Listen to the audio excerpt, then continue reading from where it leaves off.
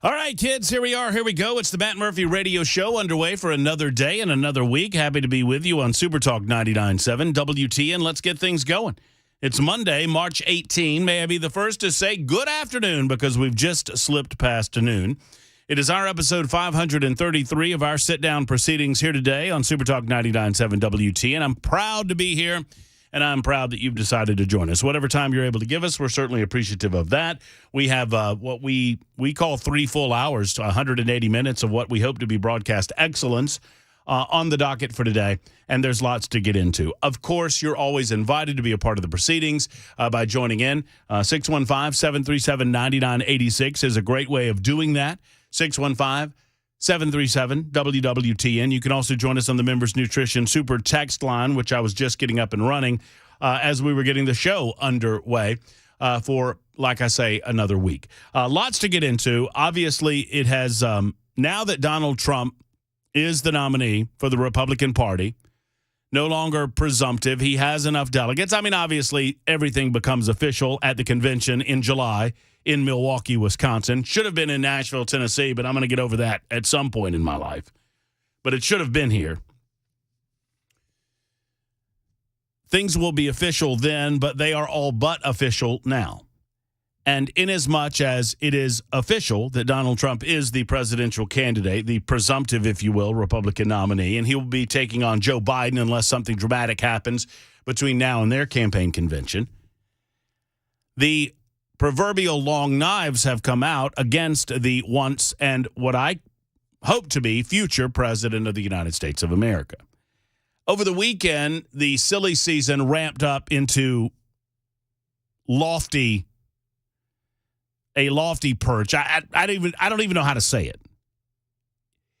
It is some of the most absurd nonsense that we've heard in quite some time. It really does remind me of when he was president of the United States, or when he had become president of the United States after the election of 2016.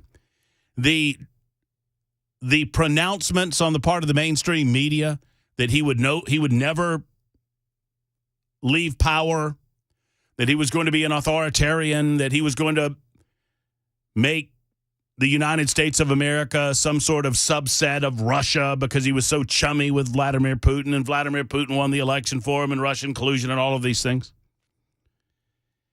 It really has been, since 2015, a series of nonsensical statements about Donald Trump with regard to what they have decided that he's going to do and what they have decided he's not going to do. The main difference between 2016 and today is that we have the track record. We know what he would do as president of the United States. We know what his priorities are as president of the United States. He has been there. He has done that. And even in the face of 2.5 years of Democrat nonsense thrown at him over and over and over again, and then a full year of COVID-19, which stole his 2020 election cycle, which stole the path forward that he had galvanized and that he had created and he had plowed along with Republican colleagues in Washington, D.C. with regard to politics, that was stolen from him during the year 2020. And ultimately, the election was taken from him as well, through using legal and non-legal means by collecting ballots. And specifically, and I can back all of that up, specifically the non-legal means, especially being the idea of accepting post-dated ballots in the mail, which Pennsylvania did, which Georgia did, which many other states did, which are against their laws, but they did it anyway because, COVID. But now we have that track record. We saw the reaction of the supporters of President Donald Trump. We saw his reaction. We didn't like it none too much. But we reset ourselves. We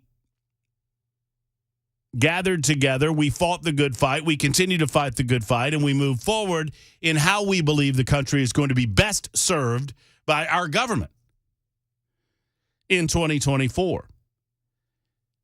I believe that the biggest impediment that we have now to truth in the United States of America comes in the form of what we have always described, or at least what I've always described, as the mainstream media. I am a man of strong opinions. Yes, me, believe it or not. And I would expect, considering that you're listening to this radio show, this radio station, that you're involved and engaged to the point that you probably have some strong opinions about what's going on around you in your life as well. Having strong opinions does not necessarily need to be mutually exclusive to the truth. But sadly, it seems that the mainstream media has decided that they are going to set aside the truth when they believe, because of their opinions and their political ideology, that they can take advantage of a situation to the betterment of their cause and to the detriment of the truth, which is precisely what they did over the weekend with this bloodbath nonsense, which is what it is. It's absolute nonsense. It is beneath us to talk about it. It is beneath you and beneath me to have a discussion about it. As long as I have been alive, as long as you have been alive, as long as the oldest person on planet Earth has been alive, we have been using war-type language to describe politics. Ooh, they're going into battle. Ooh, it's going to be a bloodbath. Ooh, I mean, whatever it is. Yet when Donald Trump does it, it becomes somewhat of a five-alarm fire because the media, you can imagine some of these leftists running through the newsrooms of America, running through CNN, hashtag never CNN, don't watch CNN, it's a garbage network full of garbage people I'll watch so you don't have to. Running through ABC, CBS, NBC, or any of the other alphabet soups. Running through the newsroom of the New York Times or the Washington Post, running breathlessly trying to get to an editor to declare, we've got him! We've finally got him, everybody! We've got Trump! He used the word bloodbath. Now we've nailed him. It's nonsense. It is absolute nonsense. And it's nonsense that I am compelled, or anyone else in the world that we live in here on Political Talk Radio and Super Talk, and I don't begrudge anyone from doing it because you have to fight back on it. You have to push back on it. Otherwise, they will attempt to cement it as some level of truth. So you have to push back.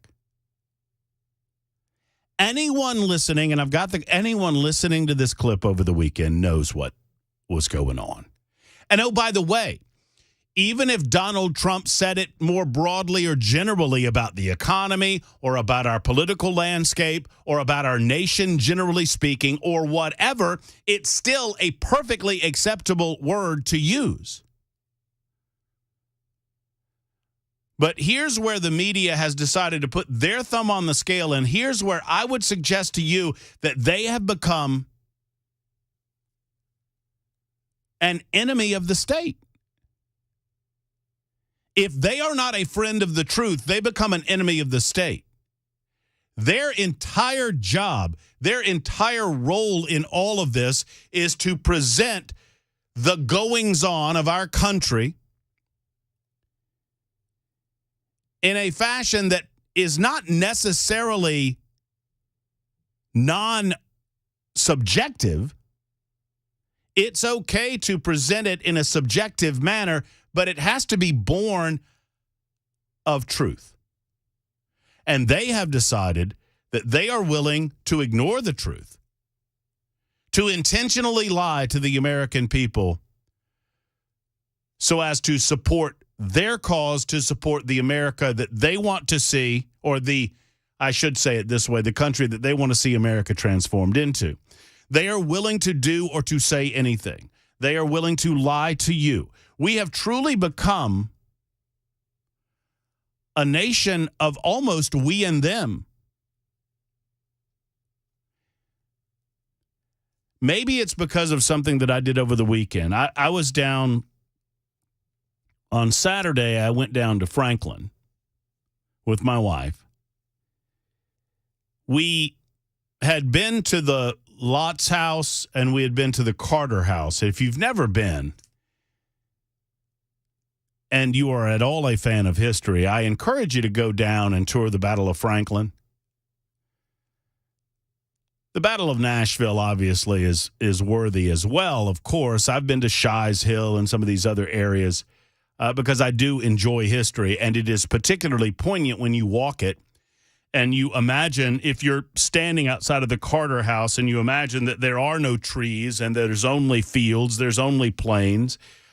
They had cut down all of the trees to create pasture land because there was a robust livestock and cattle farming community in and around Franklin. You know, Franklin at the time of the Civil War, you know how many people, by the way, Bell K's behind the glass, making sure that everything that comes out of our speaker sounds as good as humanly possible. Thank him.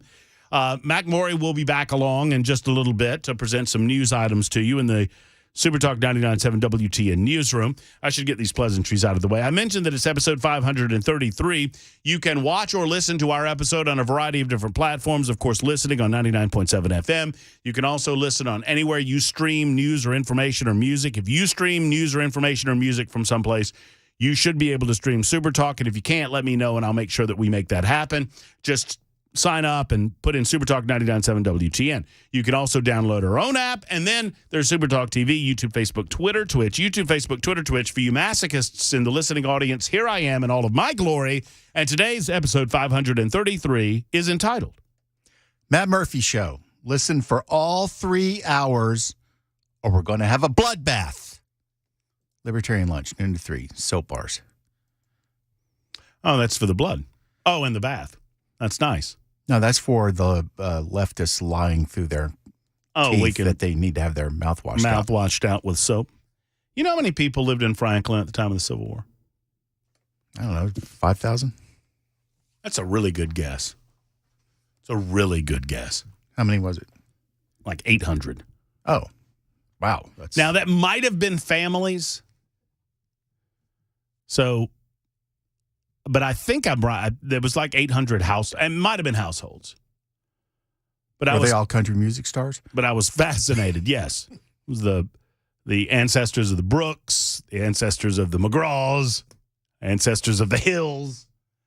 Duns in there, some Riches. Yeah, sure. Some little ancestors of the old. Oh, speaking of, I need to make that announcement. Thank you for reminding me. Coming up on tomorrow's show, just make a note of it. If you appreciate what we do on a regular basis, you'll especially appreciate the 1 o'clock hour tomorrow as we welcome into studio John Rich. John Rich is going to stop by. Yeah, all right. Just me? Oh, there's everybody. The electronic folks.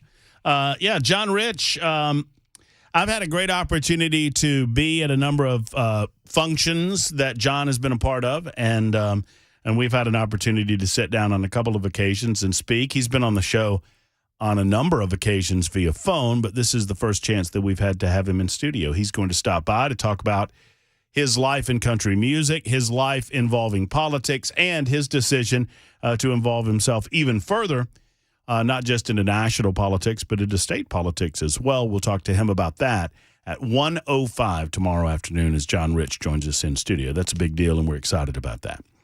So here's the point. We sadly cannot take anything that we see on mainstream media, on social media, on the internet broadly, and sadly, I would include our medium here at Super Talk 99.7 WTN. I would suggest to you that you trust in nothing that you don't already know in your heart to be true. Trust in nothing that I say. You know, I long mirrored, Neil Bort said this for years. If you remember old Neil, the talkmaster, he was the original mouth of the South. I took up that moniker because, you know, nobody else was using it when Neil retired. But Neil used to say, don't believe anything that I say to be true unless you know it to be true at the time that I say it, or you do your own research. It's called doing your homework. And I agree with that because occasionally I'll lie to you just to keep you on your toes. That said, I don't lie to you as a way to get my point across, and I never would. Why? Because we get called on it. Because in our world, we engage with regularity with people like you. We seek out the truth through people like you. The mainstream media, high in their ivory towers, they don't like social media. They don't like the intraweb. They don't like that engagement because, sadly, they don't dictate what is and is not, quote unquote, truth anymore. They don't mold the narrative to their own liking anymore, or at least they cannot anymore. They still try to do it, which is what they tried to do over the weekend with this nonsense regarding the bloodbath comments. We will share with you the full comment that Donald Trump offered, allow you to decide for yourself. Coming up at 12:35 this afternoon, we will speak to Brink Fiddler, our good friend. He is the owner of Defend Systems. I asked Brink if he would mind coming on today to try to give me help me and help you by extension understand exactly what happens when something like Riley Strain happens. You know, Brink was a part of the Metro Nashville Police Department for 18 years. Now, obviously, he was on the drug interdiction task force, and he was doing different types of things, but he is well versed in the type of investigation that would go on in the aftermath of a missing person. I want to know from him exactly what happens, what is standard operating procedure with regard to what the police would do, because does it not feel to anybody else like the Metro Nashville Police Department has just screwed all of this up? It certainly feels that way to me. Now, maybe I'm wrong, but it feels a little odd that you have such a high-profile missing person case in downtown Nashville, a case that if you're the Metro Nashville Police Department or the city broadly, you would want dispatched of rather quickly. In other words, you want to get to the bottom of all of that as quickly as possible because Nashville exists on, and by extension, Tennessee exists on the idea of tourists feeling safe to go down and enjoy what Nashville and the surrounding communities have to offer. Well, it's hard to feel safe when you got 22-year-olds just disappearing off Lower Broadway. And then a week or so later, like TikTokers find his ID. Debit card. I understand. That's what kills me is they've searched that bank how many times? Wait, hold on. How many times? Have they searched that bank? I was under the impression that they had. By whom? You're leading to the heart of my question. Who are we getting information from? We're not getting any information from the Metro Nashville Police Department. They're not telling us that. Did they clear that area of homeless people? No. Did they cordon off that area? I had read that they went down there to interview the homeless people, and one of the homeless people said they had seen him. See, I'm beginning to question how they reacted to this case from the beginning. And I'm beginning to wonder if the manner in which they reacted to this case did not dramatically affect evidence involving this case from the beginning, which is Bell is asking questions that go to the very heart. I'm not yelling at Bell. I'm just yelling at the situation because I think it's turned bad, and I think it turned bad based on how the police reacted or didn't to the situation. We'll talk about that. We'll talk about the bloodbath comments over the weekend. Senator Charlene Oliver from over in Memphis is making a hiney of herself. We'll talk about that as well.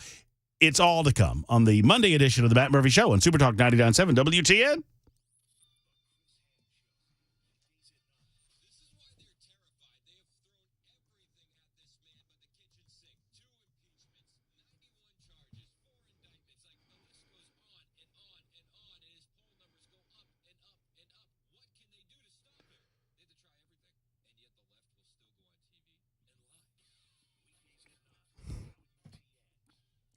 As I was preparing to stop by and talk to you for a moment about the world-famous Glock store, I decided to go over to the Glock store website at McGill's world-famous Glock store. You can go to glockstore.com. That's glockstore.com. And I'm looking at the world-famous. I'm looking at the special edition Trump Glock 19 Gen 3, which is available right now, right there on the handle, it says, right there on the grip, it's got a picture of the 45th president of the United States of America. Right there on the slide, it says Trump 45th on. I mean, it's nice. It's a custom job, and it's available for you at the world-famous Glock store. You know, one of the things that they do so well, you know, whether it's barrels or frame stippling or optics or whatever, triggers, guide rods, all of these things are available, performance-based parts that can upgrade your existing gun. And really stylize it and customize it to your own specifications and to your own perfection. They can also get you in if you're a newbie or a novice. They can help walk you through the process. One of the wonderful things about the Glock store, I mean, obviously it's a beautiful facility. They ship all over the United States of America. They have training available in their Shoot 270 rooms. They have trainers available as well. They are as knowledgeable as they come, but they also, one of the best things about it is they can assist you in any level of your expertise. So if you're if you're a newbie and you're walking in with this and you've never held a gun in your life, but you want to get started, they can help you at the world-famous Glock store. They can talk your language. They don't talk above you, which is so nice. Sadly, in a lot of ways, gun stores do this with the newbies and the novices. They don't do so at the Glock store. Stop by and say hello to them at the world-famous Glock store. Go online at glockstore.com or shoot270.com. And when you stop by, they're on Airlane Drive just off of Elm Hill Pike. Tell them Matt Murphy sent you to the one and only, the world-famous Glock store.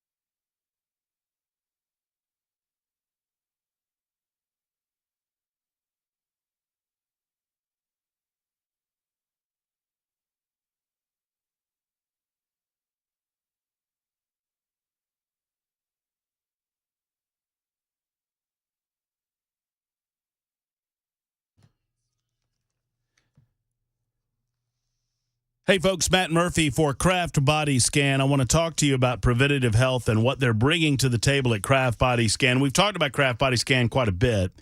The company is really flipping the script on how we should think about our health care, and I want to talk to you about it now. Did you know that we spend more on health care than any other country in the United States, but we're amongst the least healthy of nations? And I believe the reason is that we do not focus on preventative care.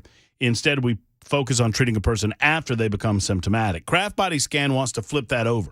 They know that when people prioritize prevention, when they take back control of their own health prior to feeling sick, when they take control of their own wellness, then it saves time and money, and in some cases, it can save your life. And at Craft Body Scan, that's exactly what they're doing. Right now, they're offering a couple's heart and lung scan for $149. Typically, this is a CT scan that's a value of a little over $1,300 per person. $1,300 per person. And right now I'm offering that for you for March for $149. All you have to do, and you don't have to have someone recommend you, all you have to do is simply call up, make the appointment, and come in and have it done.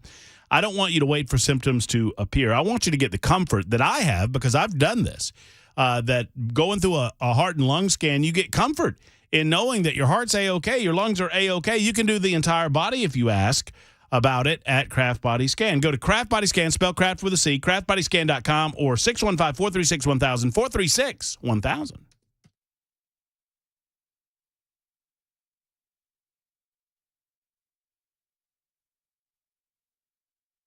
Super Talk 99.7 WTN, Matt Murphy and you.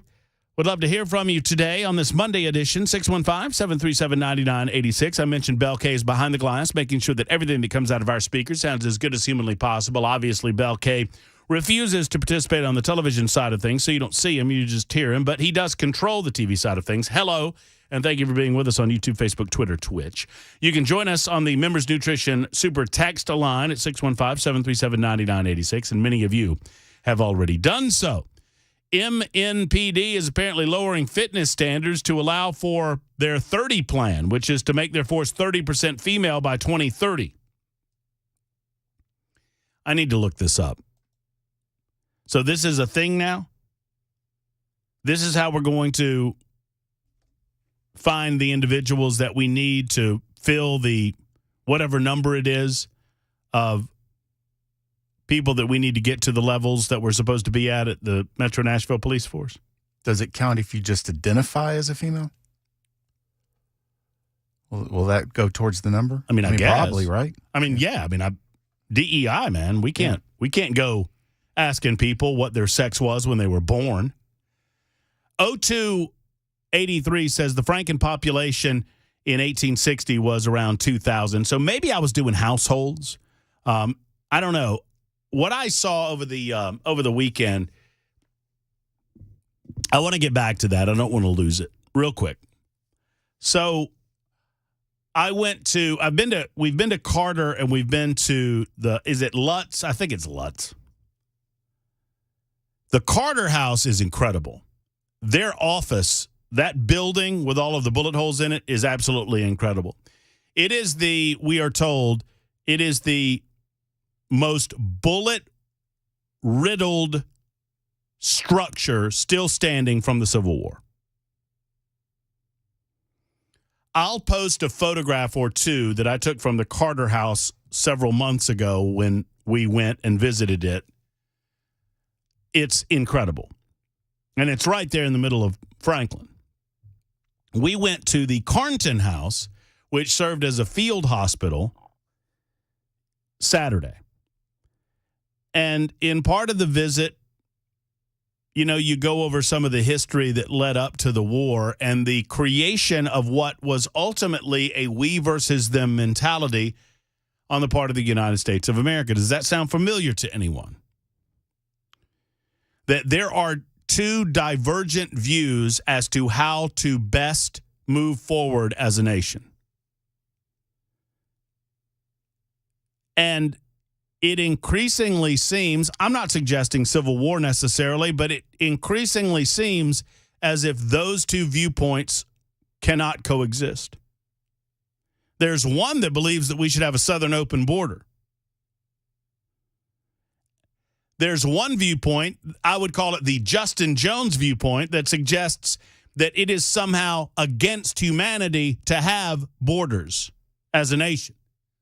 This is the new Democrat position on the matter. There's another viewpoint that believes that we should have a limited and orderly immigration process into the United States of America. I don't believe that I'm mischaracterizing these positions. And on and on and on the positions go. We'll get into more of that coming up in just a moment, but I do believe that we are at an inflection point in this country's history. And this election in 2024, we always say it, that they matter more than they ever have, and now more than ever. It's 1234, Super Talk 99.7 WTN.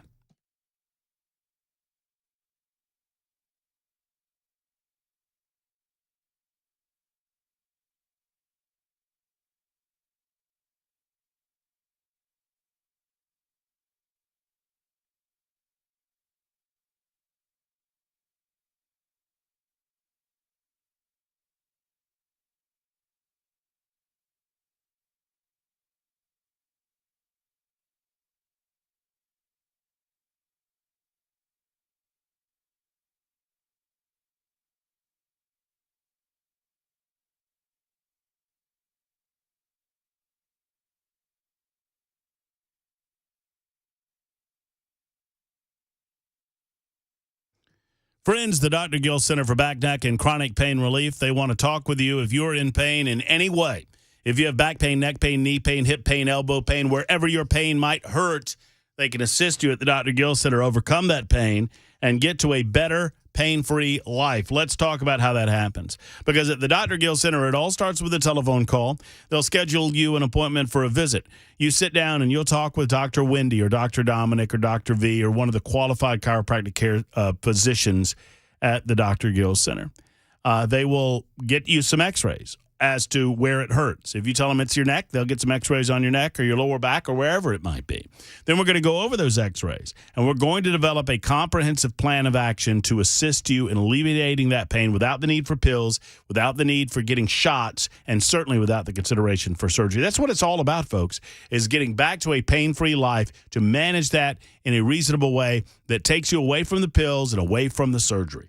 That's what they do at the Dr. Gill Center. And so, for less than $50, $49, they'll get you that full appointment. You'll go through, you'll find out what's going on, and we will get a plan of action for you. At the Dr. Gill Center for Back, Neck, and Chronic Pain Relief, call today for the appointment, 615-882-4838, 882-4838. It's the Dr. Gill Center for Back, Neck, and Chronic Pain Relief in Franklin.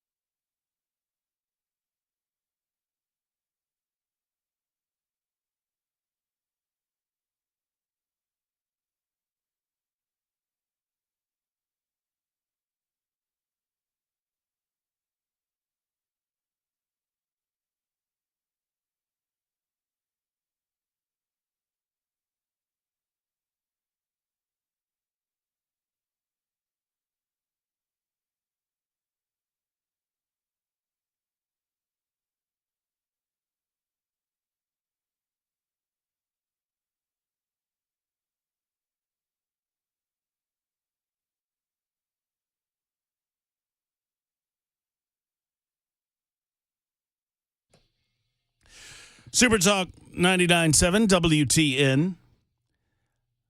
So I, like many of you, have been following along with this Riley Strain missing person case that started in Lower Broadway and stretched to the Cumberland River, and we've gotten some additional details from over the weekend. And really, I wanted to back up and try to figure out exactly what the police do and how they do it in the first 24 hours after they get a report of a missing person. And the one person that I thought that might be able to lend us a little bit of his expertise was Brink Fiddler. Brink, of course, is the owner of Defense Systems. He's owned that company for a number of years. You hear me talking about Defense Systems all the time, and I appreciate what they do now to protect your place of business, your school, your church, any place people gather. But Brink also had 18 years of experience in the Metro Nashville Police Department. Now, I'm not suggesting he has direct experience with this type of investigation, but I think he could broadly help us understand exactly how police react to this sort of thing and what might be taking so long in discovering what exactly happened to Riley Strain. Joining us on the program today is Brink Fiddler. Hey, Brink, how are you, man? Good, Matt. How are you? I'm doing well. I just appreciate the opportunity to get to speak with you. You're blowing and going, man. I'm glad of that. I'm glad we're keeping you busy. How have things been going with Defend? Very busy, but good. Growth is good, but growing pains are also real. So, good problem to have, though. It could be, like 4 years ago, we were all sitting around looking at each other, wondering what's next. So, well, I'll take it as a blessing. Have you? By the way, while I'm thinking about it, I need to ask this question. I should know this as a central spokesperson for Defend Systems here on Super Talk. Have you found yourself I know you were looking for someone in public relations. Have you found that right person yet? Or are you still looking? We've got it narrowed down to a very, very short list. Okay. So I think we'll hopefully have a decision made here in the next week or two at the most. Well, I told you one of the first times we met and talked business, I said, it's my job to make you hire people. So if you're hiring people, that means I'm doing my job and you're doing your great job. I kid because it's primarily the work that you do to try to help people be safety conscious and safety aware around the state of Tennessee and beyond. Here's my reason for calling and talking. I mean, I'm just curious your reaction to this case and how in your experience, the police respond to this. I mean, I would think that you cast nets, and if you don't catch anything, you continuously then start casting wider nets while looking for evidence and information. Just walk me through how something like this might be handled by a police department the size of Metro Nashville.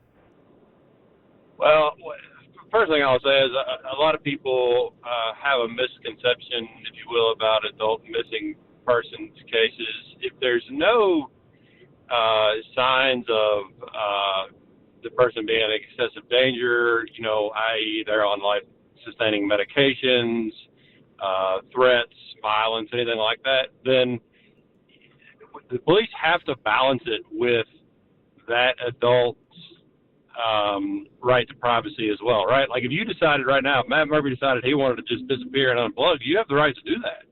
I mean, there's nothing that says you can't, because, we have freedom in this country, right? And so it's always a balance there with how many resources are they going to dump at something if there's no major sense of urgency. Now, obviously, one could argue in this case, I mean, the guy was obviously extremely inebriated, and then didn't show up at the hotel, so there would be some sense of urgency there. But I just wanted to start there and just kind of say, there is a balance there, that they're not going to stop everything they're doing just to look for an adult who's gone missing unless that adult has some sort of extenuating circumstances. Right. But at some point in this situation, they recognize that he was supposed to be at a particular place. He's out of town. He's come in for a weekend or whatever it is with his frat brothers. He cannot be found. And do you begin at that point trying to piece together what happened to him after he left the bar on Lower Broadway? And I guess that's when you start dealing with surveillance video and trying to figure out which direction he went. Yeah? That's right. Yeah, because otherwise, I mean, how are you going to canvass and start looking for witnesses if you literally don't even have a direction of travel, right? So that's going to be step one. Also getting toll analysis and tower analysis on a cell phone. That's going to be another. And of course, how accurate that is depends on a lot of factors. But then also you're going to check his credit card and debit card activity, right? Did he go somewhere else? Did he check into a different hotel? All those things are pretty standard and are done pretty quickly. So if they don't get anything there, they're going to start combing through footage and try and figure out his direction of travel. I hope and pray for a miracle for his family, but as soon as I heard the area that he was headed towards, my immediate thought was he ended up in the river, just because I've seen that happen before. And there's in that area where he was kind of last seen headed and his cell phone last pinged, there's a huge drop off over a rock wall that if you don't know it's there, if you just jump over this rock wall, you're going down about 30 feet to the bank and potentially into the river, because I've seen a suspect jump over that wall unknowingly. There's also a railroad bridge that goes over the river. So, there's just a lot of things there that led me to believe that's probably what happened. Mm-hmm. And then we hear over the weekend that some girls found a debit card on the bank. So at any point, if you get a basic look, and I'm not asking you to throw Metro Nashville Police under the bus here. That's not the nature of my question, although maybe they did the right things, maybe they did the wrong things. I don't know. But at some point, if you recognize that he was near this homeless encampment, if you've got video of him near the homeless encampment, do you not have to shut that down and scour that area? Yeah, I think, I don't know about shut it down, but you would certainly go conduct some witness interviews and things like that. And from a searching standpoint, what they probably did, if I had to guess, aviation was, I'm sure, involved. That's a much faster and more effective way to search an area like that, especially this time of year when all the vegetation's not back yet. Using the thermal and the FLIR system to identify the location of, obviously, it would be people that are alive, but also because we've seen so many cases of people ended up in the river and drowning, the most effective way to canvass that is from the air, potentially the water. But you can imagine being in a boat trying to canvass it versus being, 600 feet in a helicopter. It's a lot more efficient. And I imagine that's what they probably did to canvass the area. I don't know that for a fact, but I don't think that much has changed as far as protocol goes. So if I think many of us worked based on, our interest in this case. A young man comes into town, wants to party with his buddies. He gets really either inebriated or drugged up on something or another. I know the bar says they only served him one drink and then they asked him to leave. But we've seen on the video surveillance that he was obviously impaired, right? Our initial gut, that's kind of where my gut went. If he's near the river, is it possible that he accidentally fell in and then sadly drowned? Once again, we all pray that a miracle happens and he turns up, in back of a tomato truck somewhere in Texas. I don't know, but you know what I mean. So does the information that came out over the weekend for you, Brink, as someone who's been involved in police investigations for the number of years that you have, it struck me as odd that they would find just his debit card and nothing else. Did that seem odd to you at all? Well, again, in some ways, yes, but we also have to majorly factor in the fact that he was inebriated, right? And so when I heard that, my thought was, okay, did he realize, okay, I'm somewhere I'm not supposed to be?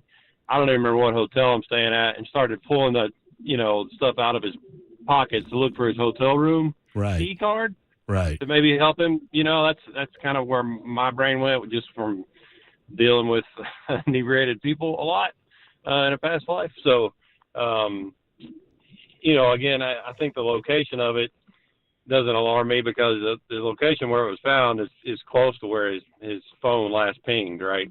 And the only way to explain, how do you explain that? Unless your battery completely died all of a sudden, just miraculously, right when you're within a block of the river, which, I just find that hard to believe. I just, all the things to me pointed to what you and I both hope is wrong, but what I believe happened.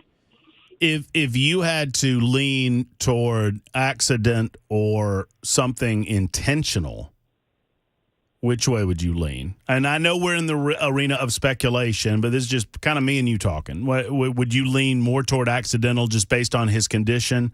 Or is it possible that he got into or is it impossible to say? I'll give you a third option because I don't want to pin you down on this. But, the options start narrowing down to accidental drowning or accidental death versus something happening where he interacted with someone in that area versus, the remote possibility that he's still alive. Yeah, no, I lean towards accidental drowning just because I've seen it. It's happened multiple times downtown. And similar situations, not necessarily a college kid from out of town with his buddies, but inebriated people ending up in the river, suicidal people ending up in the river. But I've seen there's been a lot of accidental drownings downtown, especially this time of year. You got to figure out how cold that water is, and people don't understand how swift the water is too in the Cumberland. Like it's very swift water. So you get in that, you're in trouble in a hurry.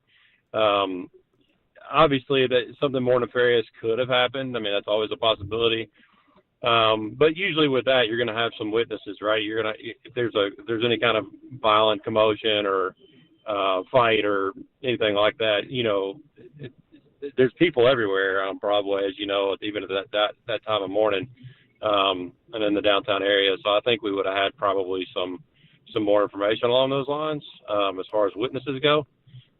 Well, but, toward again, no, I'm sorry to interrupt you, but toward what you're saying though, Brink, we had what many thought was going to be a break in the case, maybe a sad one, a tragic one, but a break in the case when it was announced that there was a body discovered in the river, and then it was announced that that was not related to Riley Strange's disappearance.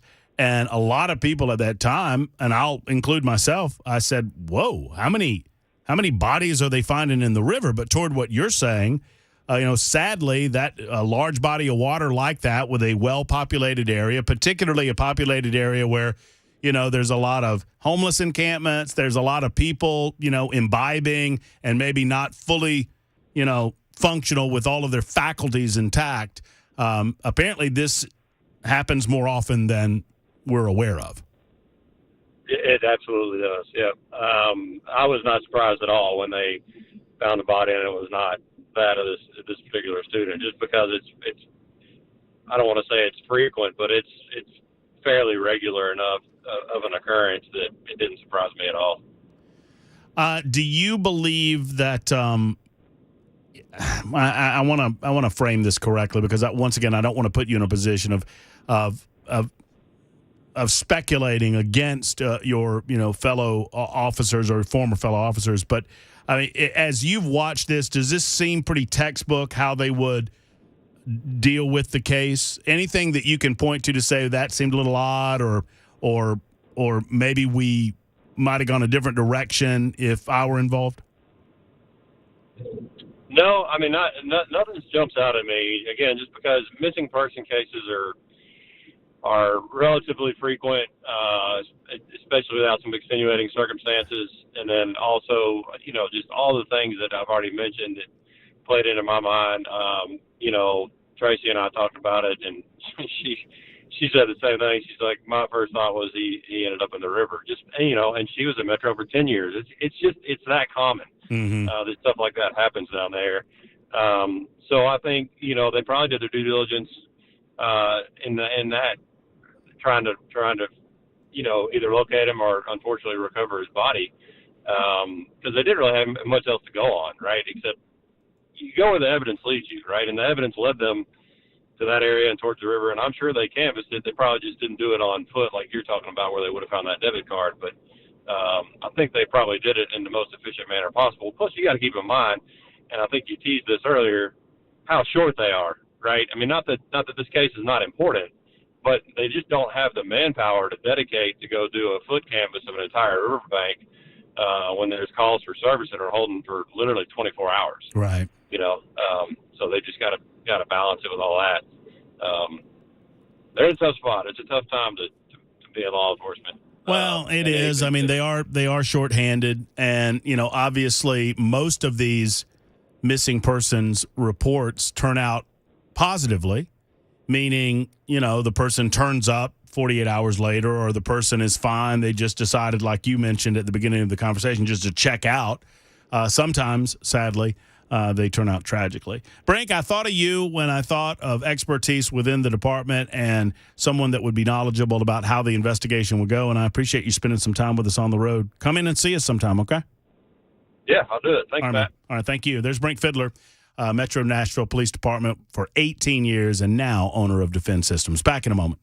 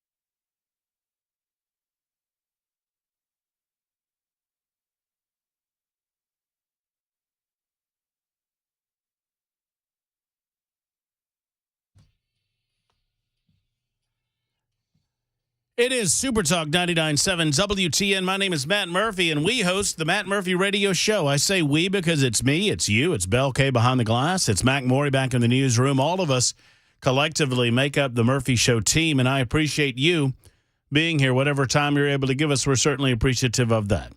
We have Donald Trump and his supposed bloodbath comments coming up, if not this hour, in the 2 o'clock hour, certainly. I was today old when I realized something. Did you hear the weather forecast just a second ago?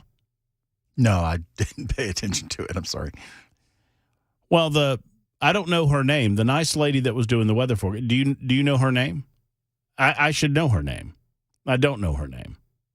The only woman I know off the top of my head at Channel 4 is Lisa Spencer, who's It was a female just a moment ago, right? She's the boss of all the meteorologists. Yeah, but that was a female, right? Mm-hmm. That wasn't Stefano DiPietro. How do you pronounce his name? Stefano. Correct. D. Great Googly Moogly. There you go. Yeah.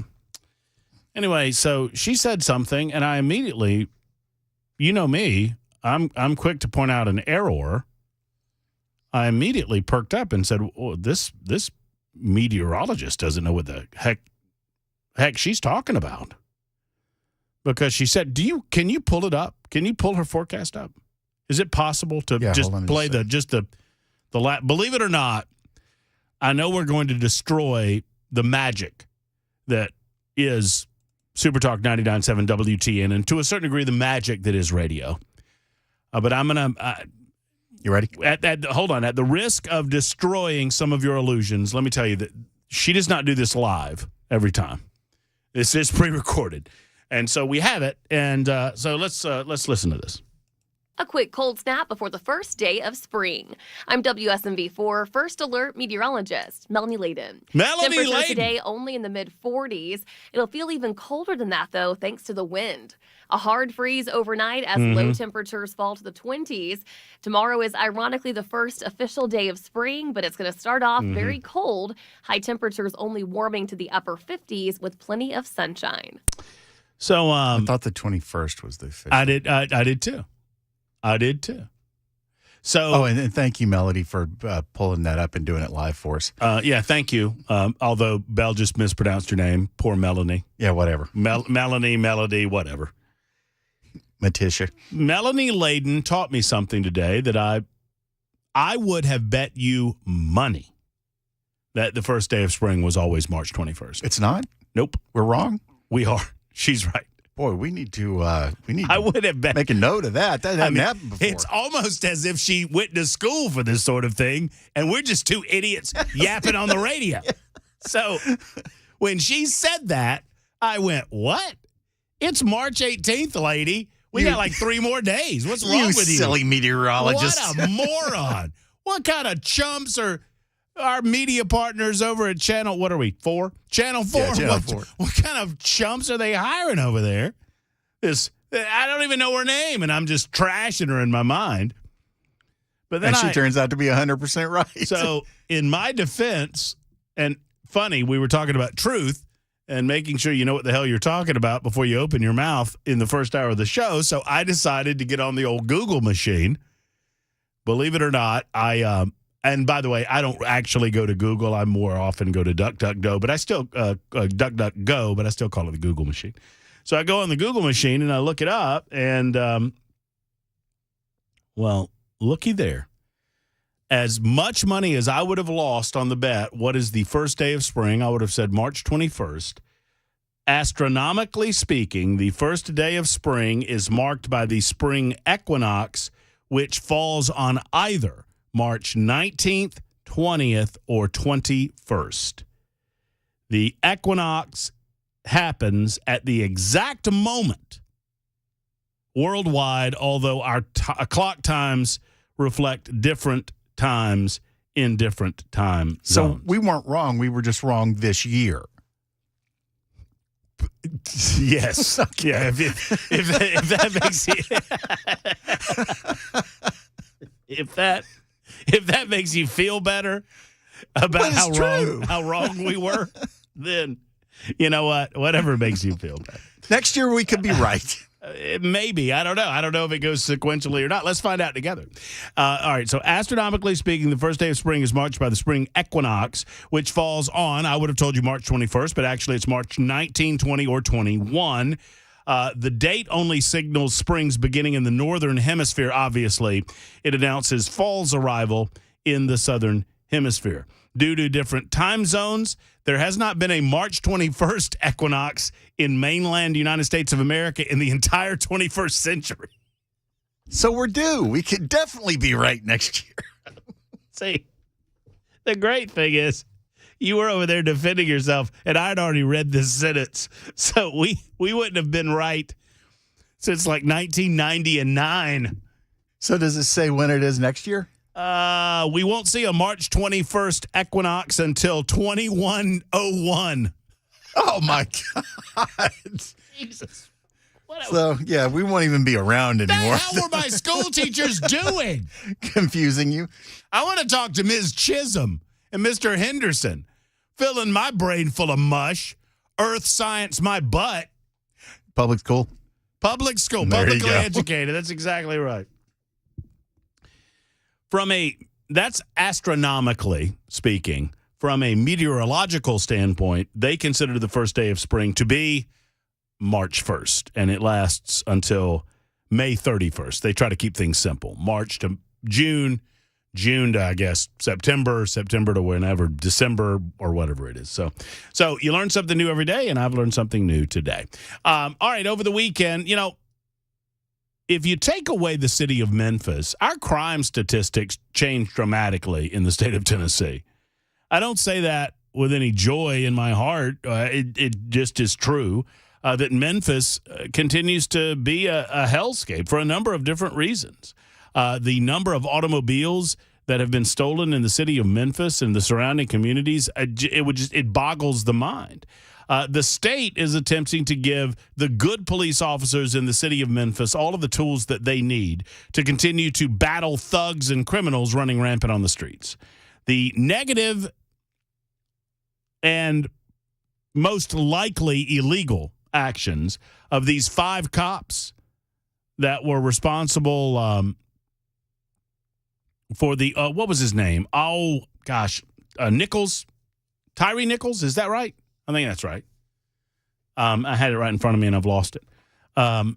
Obviously, Tyree Nichols. Obviously, the death of Tyree Nichols notwithstanding, and everyone feels for that young man. And when you watch the video, you recognize that these police officers, there was either a pre-existing circumstance that involved that death, or these officers were acting extracurricular to the law and extracurricular to their sworn duty as officers of the peace.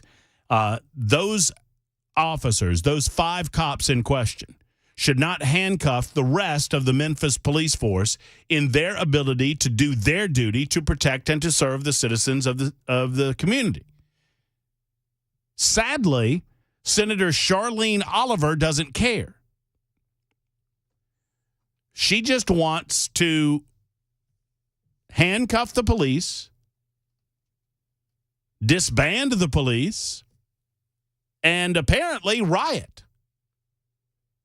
Here's Charlene this past Friday regarding a bill in the Tennessee Senate that would give police officers a better ability to manage lawlessness on the streets of Memphis. It is a slap in the face, and you might as well stomp on the grave of Tyree Nichols for bringing this bill. Yes, we are emotionally charged. Why? Because it's personal for us. Taylor made this personal the minute he introduced this legislation to target one family and one life that was lost. So yeah, we're gonna fight. Dr. King said the riots are the language of the unheard. It's a sitting senator recommending that. Now, I want you to juxtapose what Charlene Oliver said this weekend or the last week with what Donald Trump said this weekend, and how the mainstream media completely mischaracterizes what Donald Trump said about bloodbath. He was talking about economics and what she has called for, and the mainstream media just ignores her. She's a sitting senator that is calling on riots because Senator Brent Taylor, who will be on our show at 1:35 this afternoon in about 30 minutes, has introduced legislation that will continue to give police officers on the beat and on the street the opportunity to identify lawlessness and lawbreaking as it happens and the better opportunity to get criminals off the streets regardless of the color of their skin. Dr. King said the riots are the language of the unheard. You ain't saying nothing yet. If you keep silencing us like this, what do you think our district's going to do? So what does Charlene, and Charlene Oliver is welcome to be on our radio show anytime she sees fit. What does Charlene Oliver want? Serious question. If you don't know what Brent Taylor's, what his bill would do, I'll tell you in just a minute. Here's the rest of her comments. We have had it up here. Gloves off. Like, we're going to fight like hell. You don't expect us to respond when you gaslight us every single day with these bills? There's a bill to get rid of the Tennessee Human Rights Commission that they're going to bring, to abolish it, rooted in the Civil Rights Act, to make sure that we have protections for folks that look like Tyre Nichols. Don't tell me this stuff ain't racist. Don't tell me it's not. It is rooted in racism. This was a Jim Crow bill that Taylor brought, and all his Confederates voted for it today.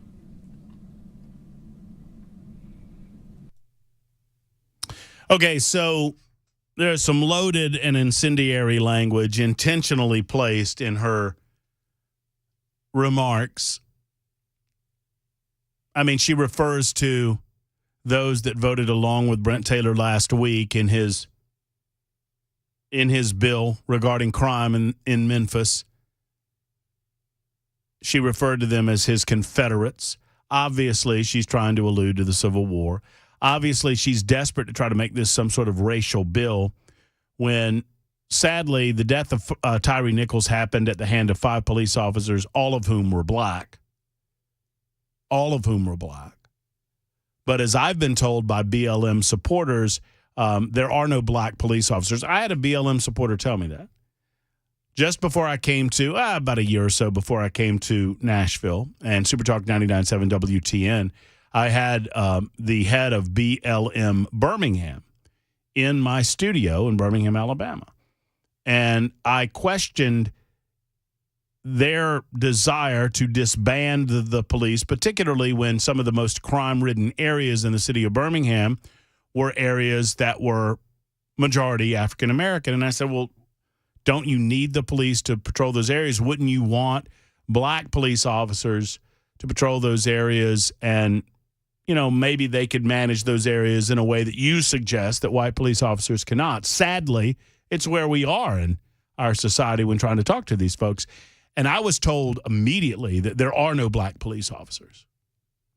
This was by the head of a BLM organization in Birmingham. And I was like, what are you talking about? There are no black police officers. There's plenty of black. No. They choose.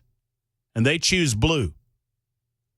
Once you're blue, you're no longer black. That's what they told me. It's like, man, oh man, isn't that convenient? So everything is racist.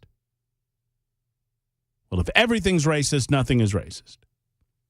But for Charlene Oliver, she says this is bathed in racism. This is cloaked in racism, even though it was 5 police officers involved in the Tyre Nichols case. Now, let's talk about the Brent Taylor legislation.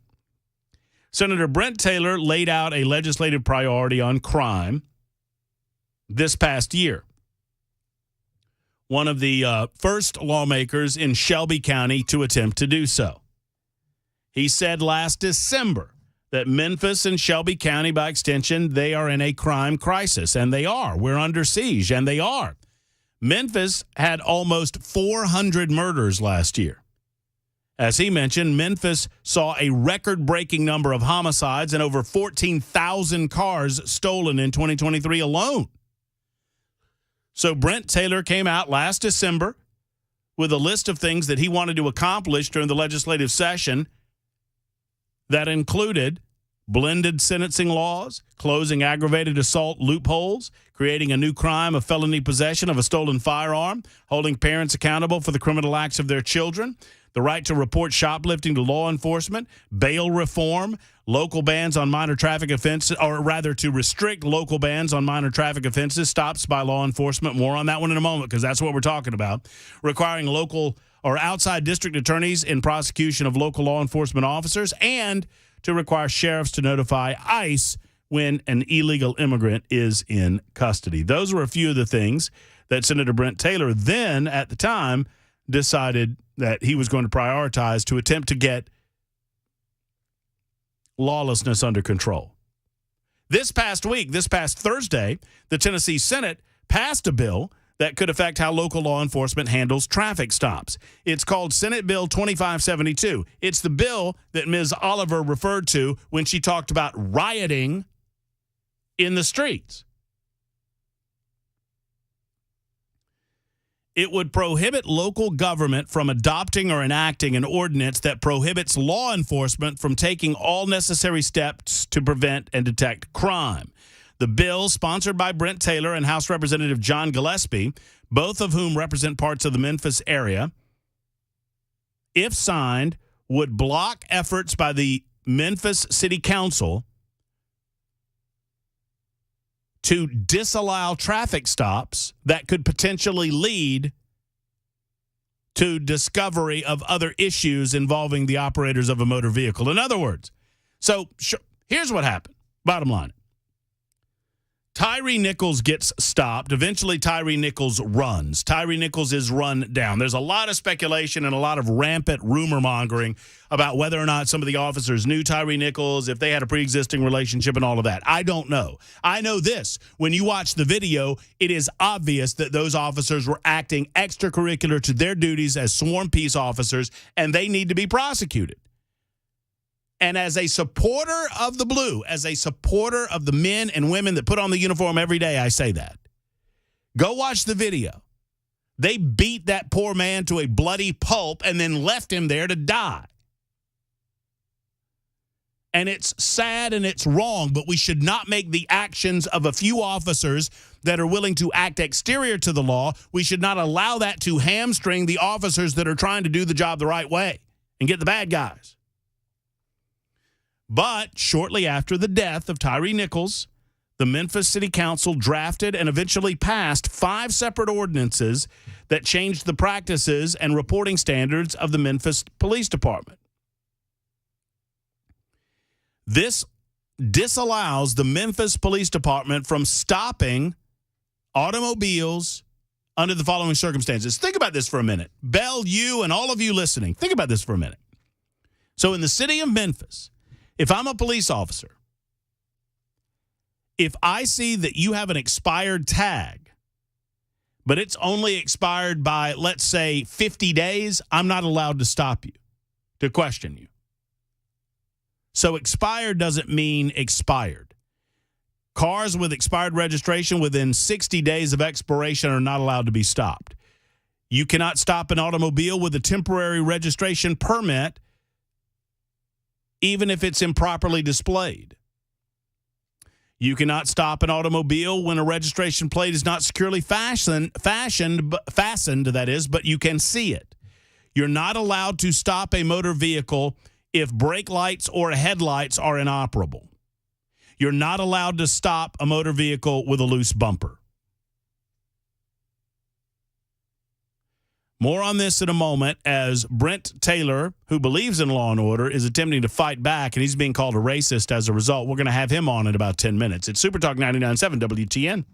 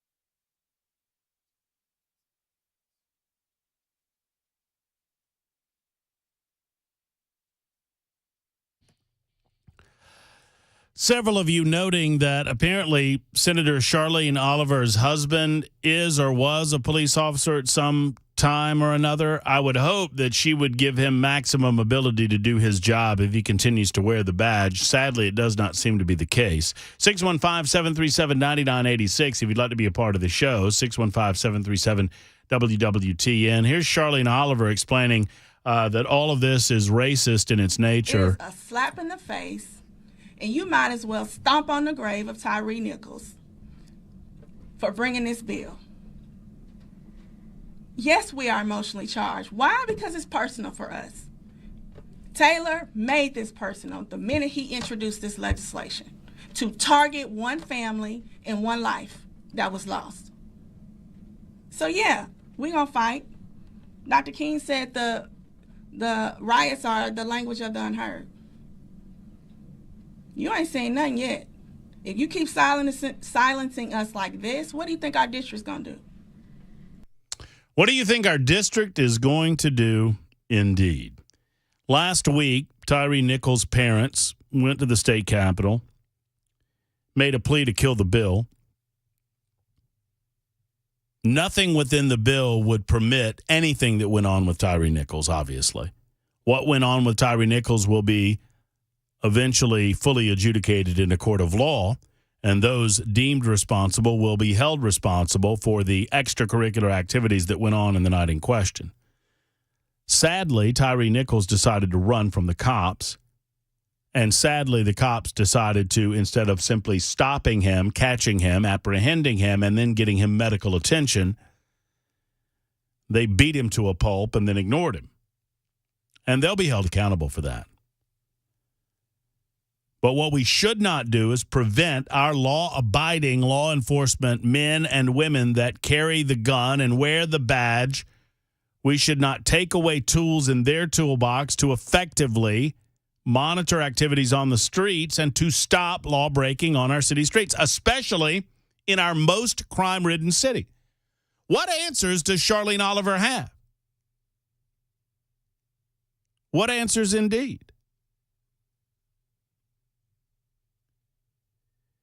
According to Taylor, and I'll let him speak for himself coming up in about 5 minutes or so, Memphis and Shelby County need this legislation to fight crime. Traffic stops matter. I think it was one of our super texters that indicated, rightly so. You know how they caught Timothy McVeigh? Traffic stop. I think a light was out on the back of his vehicle. And they stopped him as a result. And eventually, it led to a recognition that he was involved in the Oklahoma City bombing. Apparently, Tyre Nichols' parents met with Brent Taylor before the vote Thursday. We'll find out how that meeting went. We'll find out what is the expectation of this legislation in the House of Representatives, and we'll take your telephone calls on the matter. And we'll find out exactly, or try to figure out exactly, what Charlene Oliver means when she says that she's going to take to the streets. 615-737-9986. Back in a moment.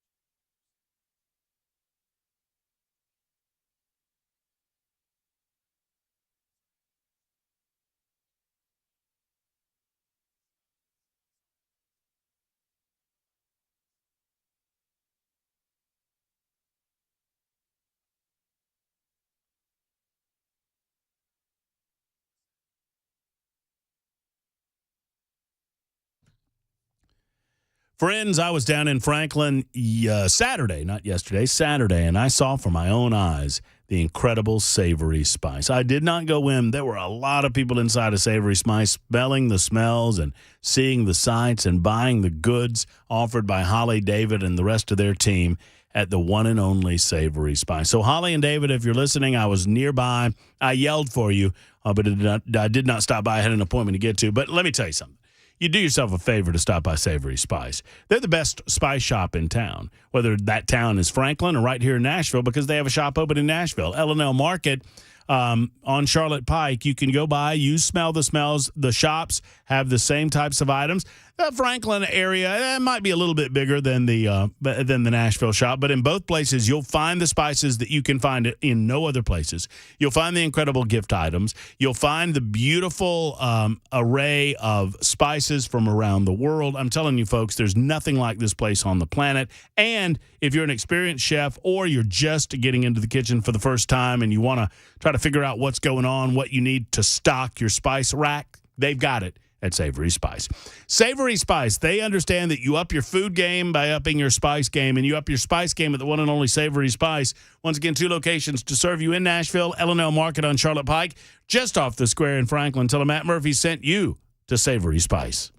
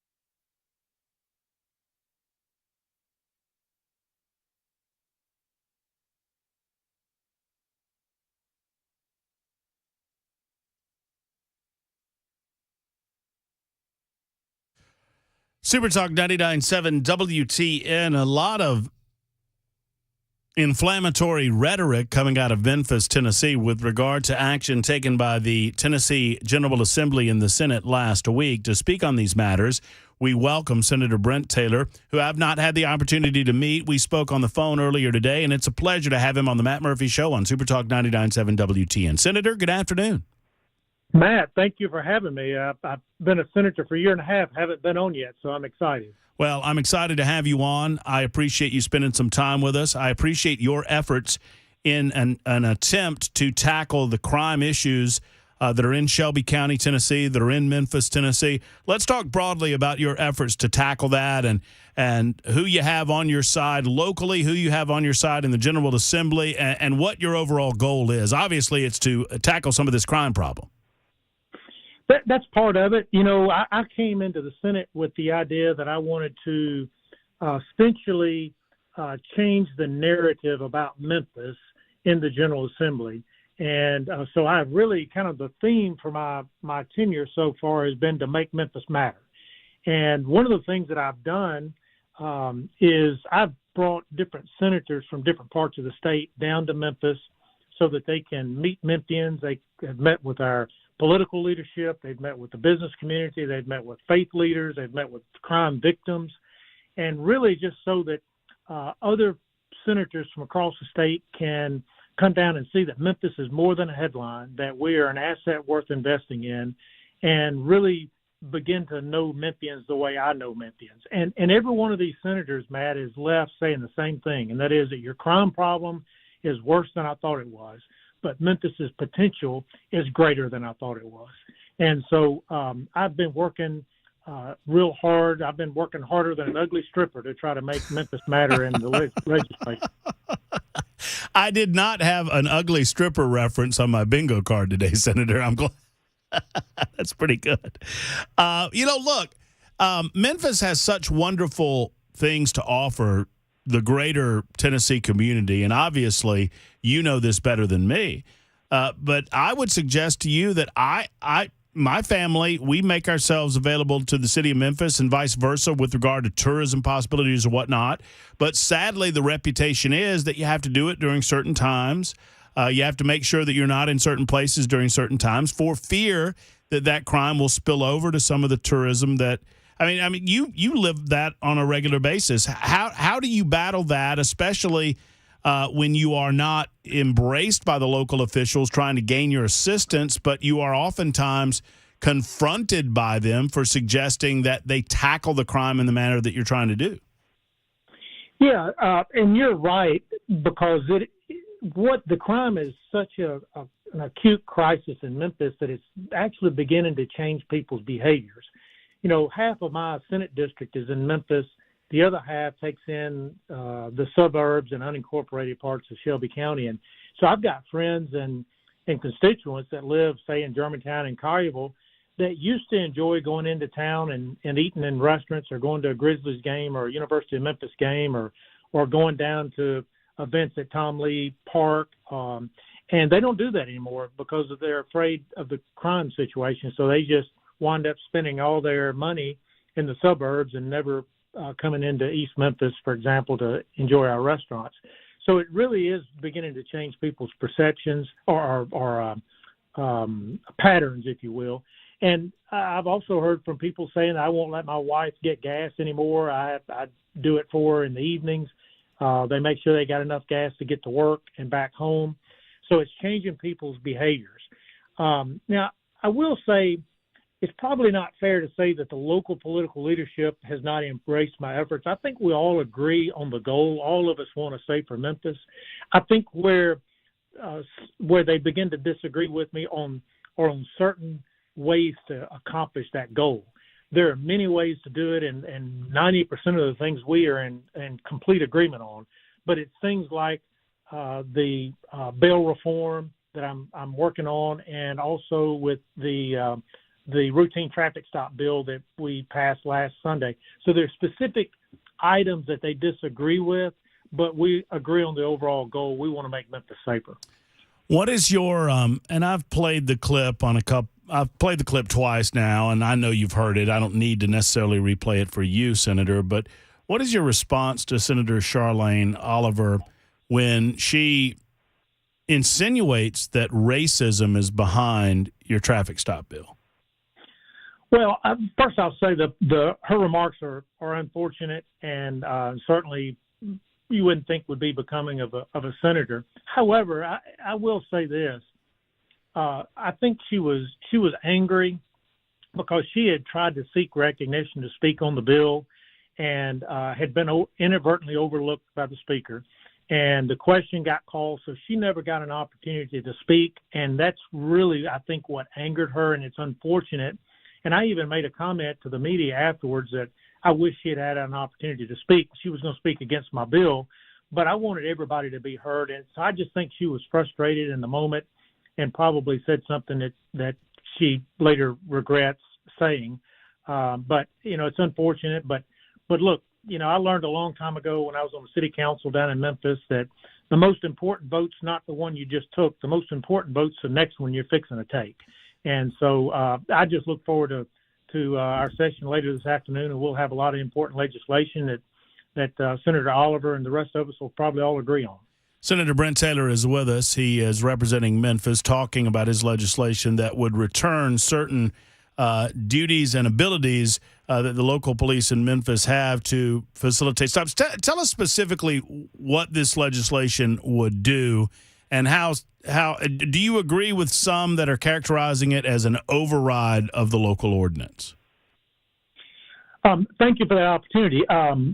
What happened, Matt, was last year, following the tragic murder of Tyree Nichols, a Memphian who was beat to death by 5 rogue police officers, the city council rushed and passed an ordinance that essentially banned 5 different types of routine traffic stops.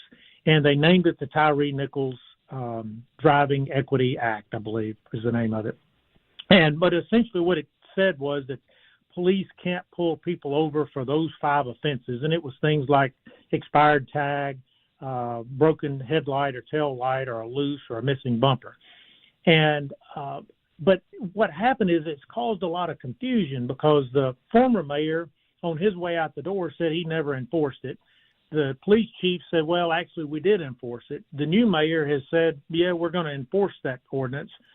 But it really puts the police department, police officers, in a really difficult spot, because all 5 of those offenses that they banned police from enforcing are actually state offenses as well.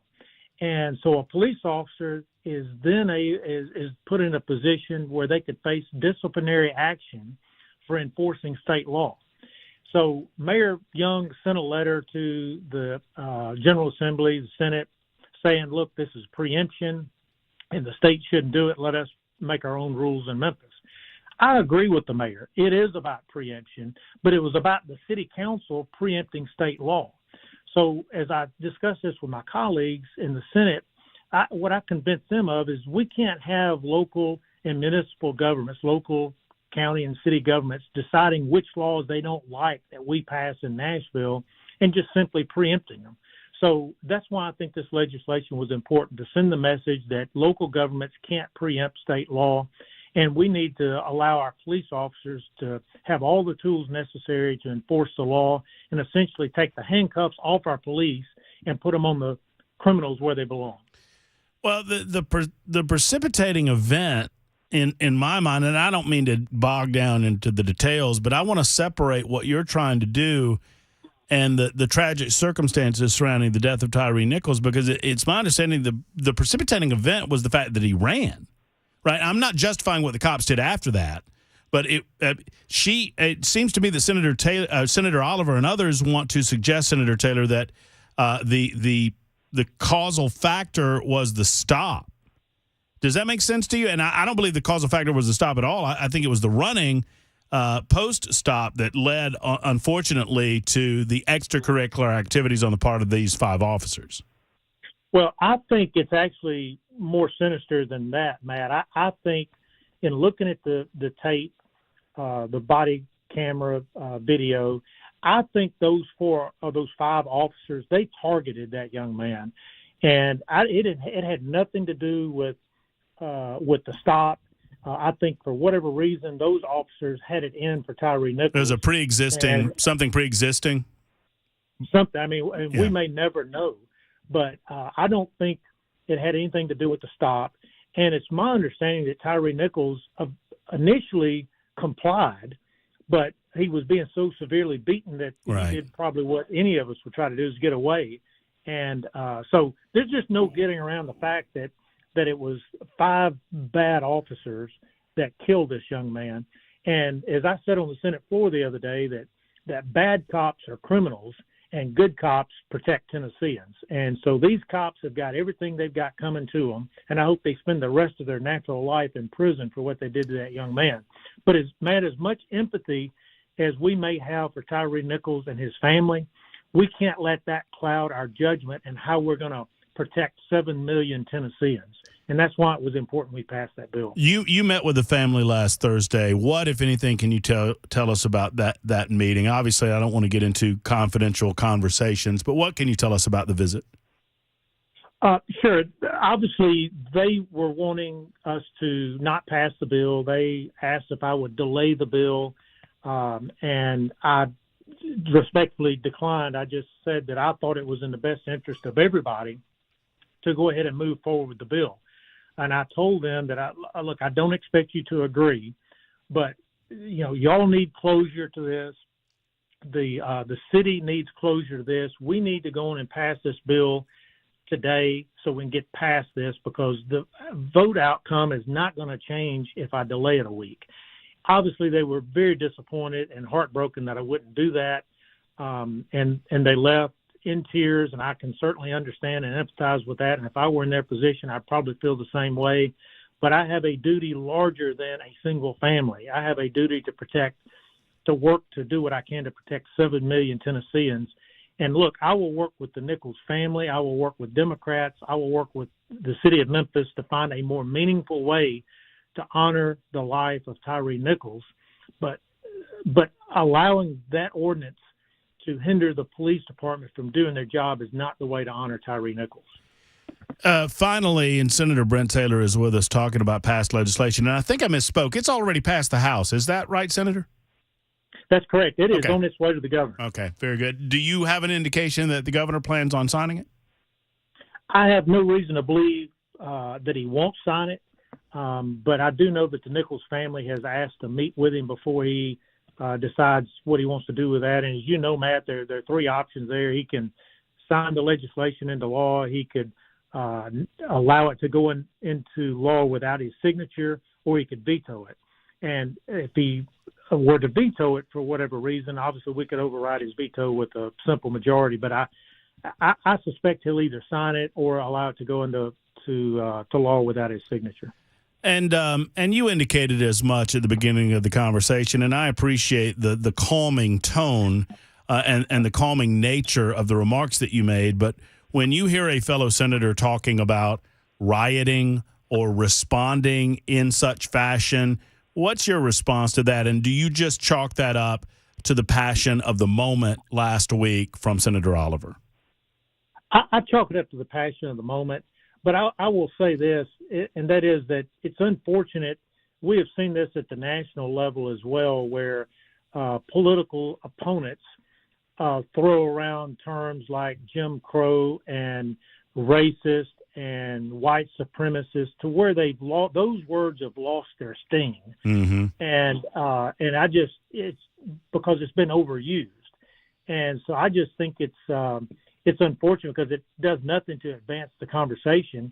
And if we believe that, then just because I disagree with my wife does not make me a misogynist. It just means we have a difference of opinion. And I think it's perfectly fine to have differences of opinion, but when those type of terms, Jim Crow and Confederates and white supremacists and racists get thrown around all the time, they lose their sting.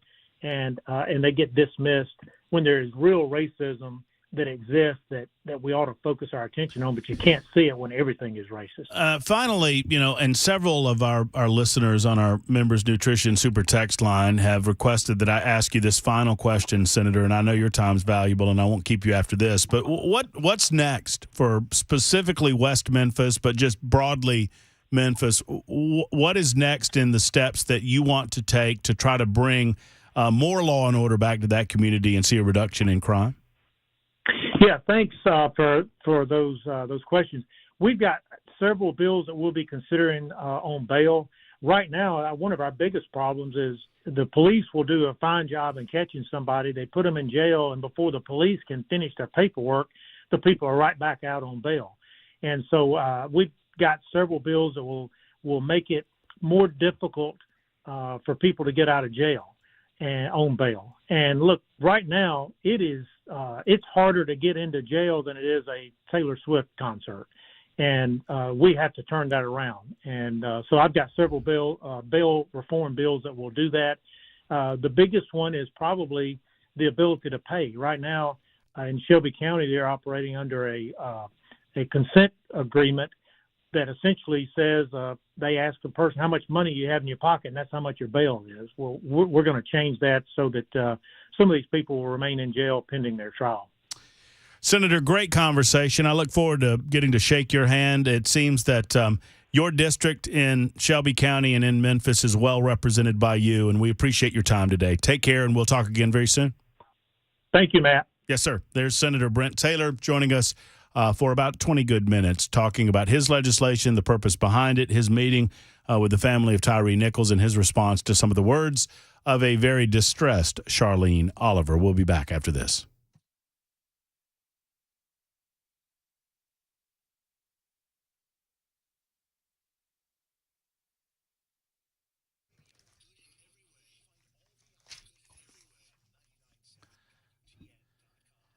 I mean, if it happens, it happens, right? If you notice the musty smell, the mildewy smell, if you noticed cracks in your basement or your crawl space, or perhaps you've noticed those cracks exterior to your home on walkways or driveways, and maybe you don't know what to do. Have you been listening? It's time to call USS. They guarantee their best at USS. They are simply the best when it comes to foundation repair, waterproofing, concrete leveling of your home.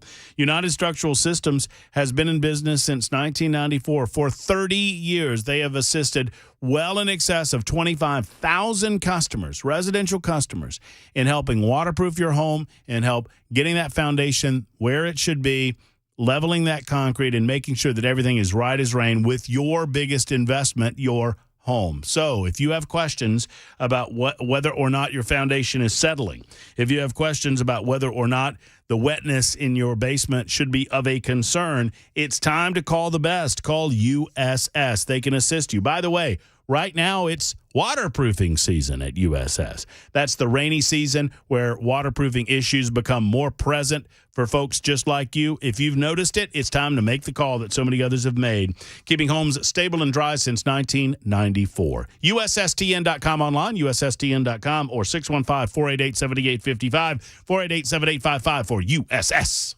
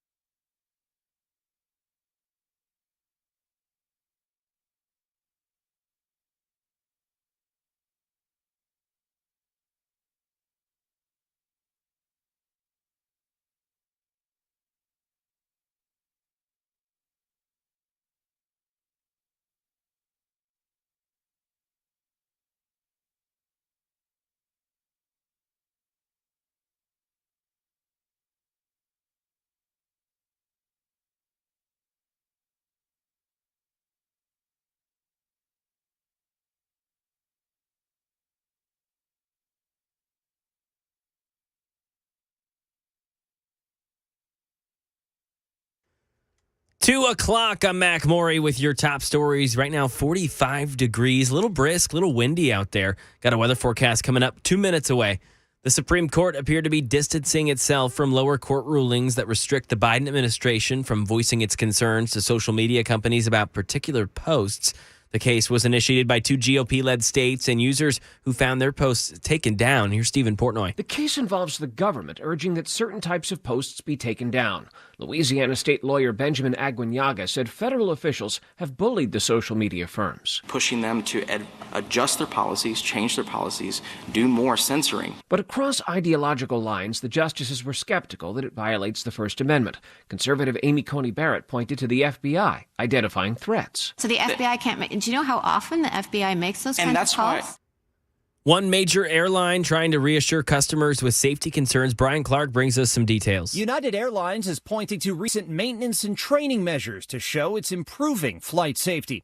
In a letter sent to customers this morning, CEO Scott Kirby writes United is reviewing recent high-profile incidents, including the discovery of a missing external panel when a flight from San Francisco landed in Medford, Oregon. Kirby told customers the company will learn more from these incidents and continue to put safety first.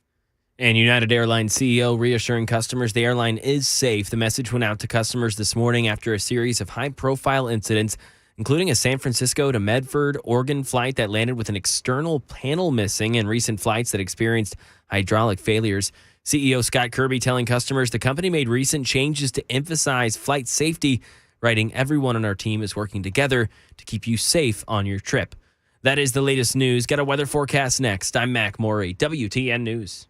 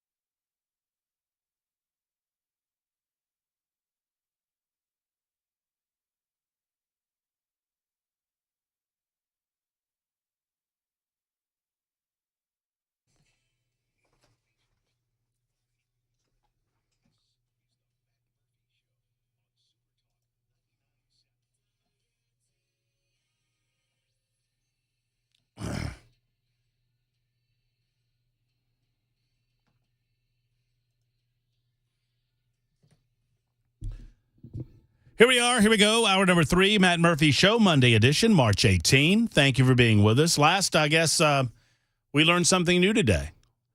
Last full day of spring right here, right now. Spring starts tomorrow, March 19th. That's astronomical spring, not just meteorological spring. Thank you to Melanie Layden for teaching Belle K something today. Oh, don't you even pretend. What? She did? You were part of that education too, sir. Maybe. Maybe nothing. I don't really remember. I remember you looking very confused and me trying to help you out. That's what I remember. One way or the other, we got Mac Maury back in the news closet. We got Belle K behind the glass. We got Matt Murphy in the studio and you on the telephones and on the Members Nutrition Super Text line, 615-737-9986, 615-737-WWTN. So, gosh, there's so many different ways that I can go here. Let's start with Trump because I've not given audience to it. I know Dan Mandis was all on top of this on Nashville's Morning News, as was Hand. All of us will be talking about it today because it merits discussion. The dramatic hypocrisy on the part of the political left when it comes to things that Donald Trump has to say and how they treat that versus things that others might have to say and how they treat those things. I think you could easily apply the Charlene Oliver speech to the mix here, where she is allowed to call literally for a riot. She is allowed to literally suggest that people take to the streets and riot. And this is because of a piece of legislation passed by the General Assembly that would recertify officers in Memphis having the ability to stop people who have taillights out or other issues with their automobile or an expired tag in order to facilitate that traffic stop and then to further investigate the possibility of criminal activity going on surrounding that. Now, nothing is to say that you're involved in any criminal activity just because you have a blown taillight or a blown headlight. And if so, odds are I would expect you'll get away with a warning. But it does give officers an opportunity to engage with the community in a way where they can figure out what the bad guys are doing and who the bad guys are and who the bad guys aren't. And isn't that what we all want? Not Charlene Oliver. Charlene Oliver wants a riot in the streets, apparently. It's a slap in the face, and you might as well stomp on the grave of Tyree Nichols for bringing this bill. Yes, we are emotionally charged. Why? Because it's personal for us.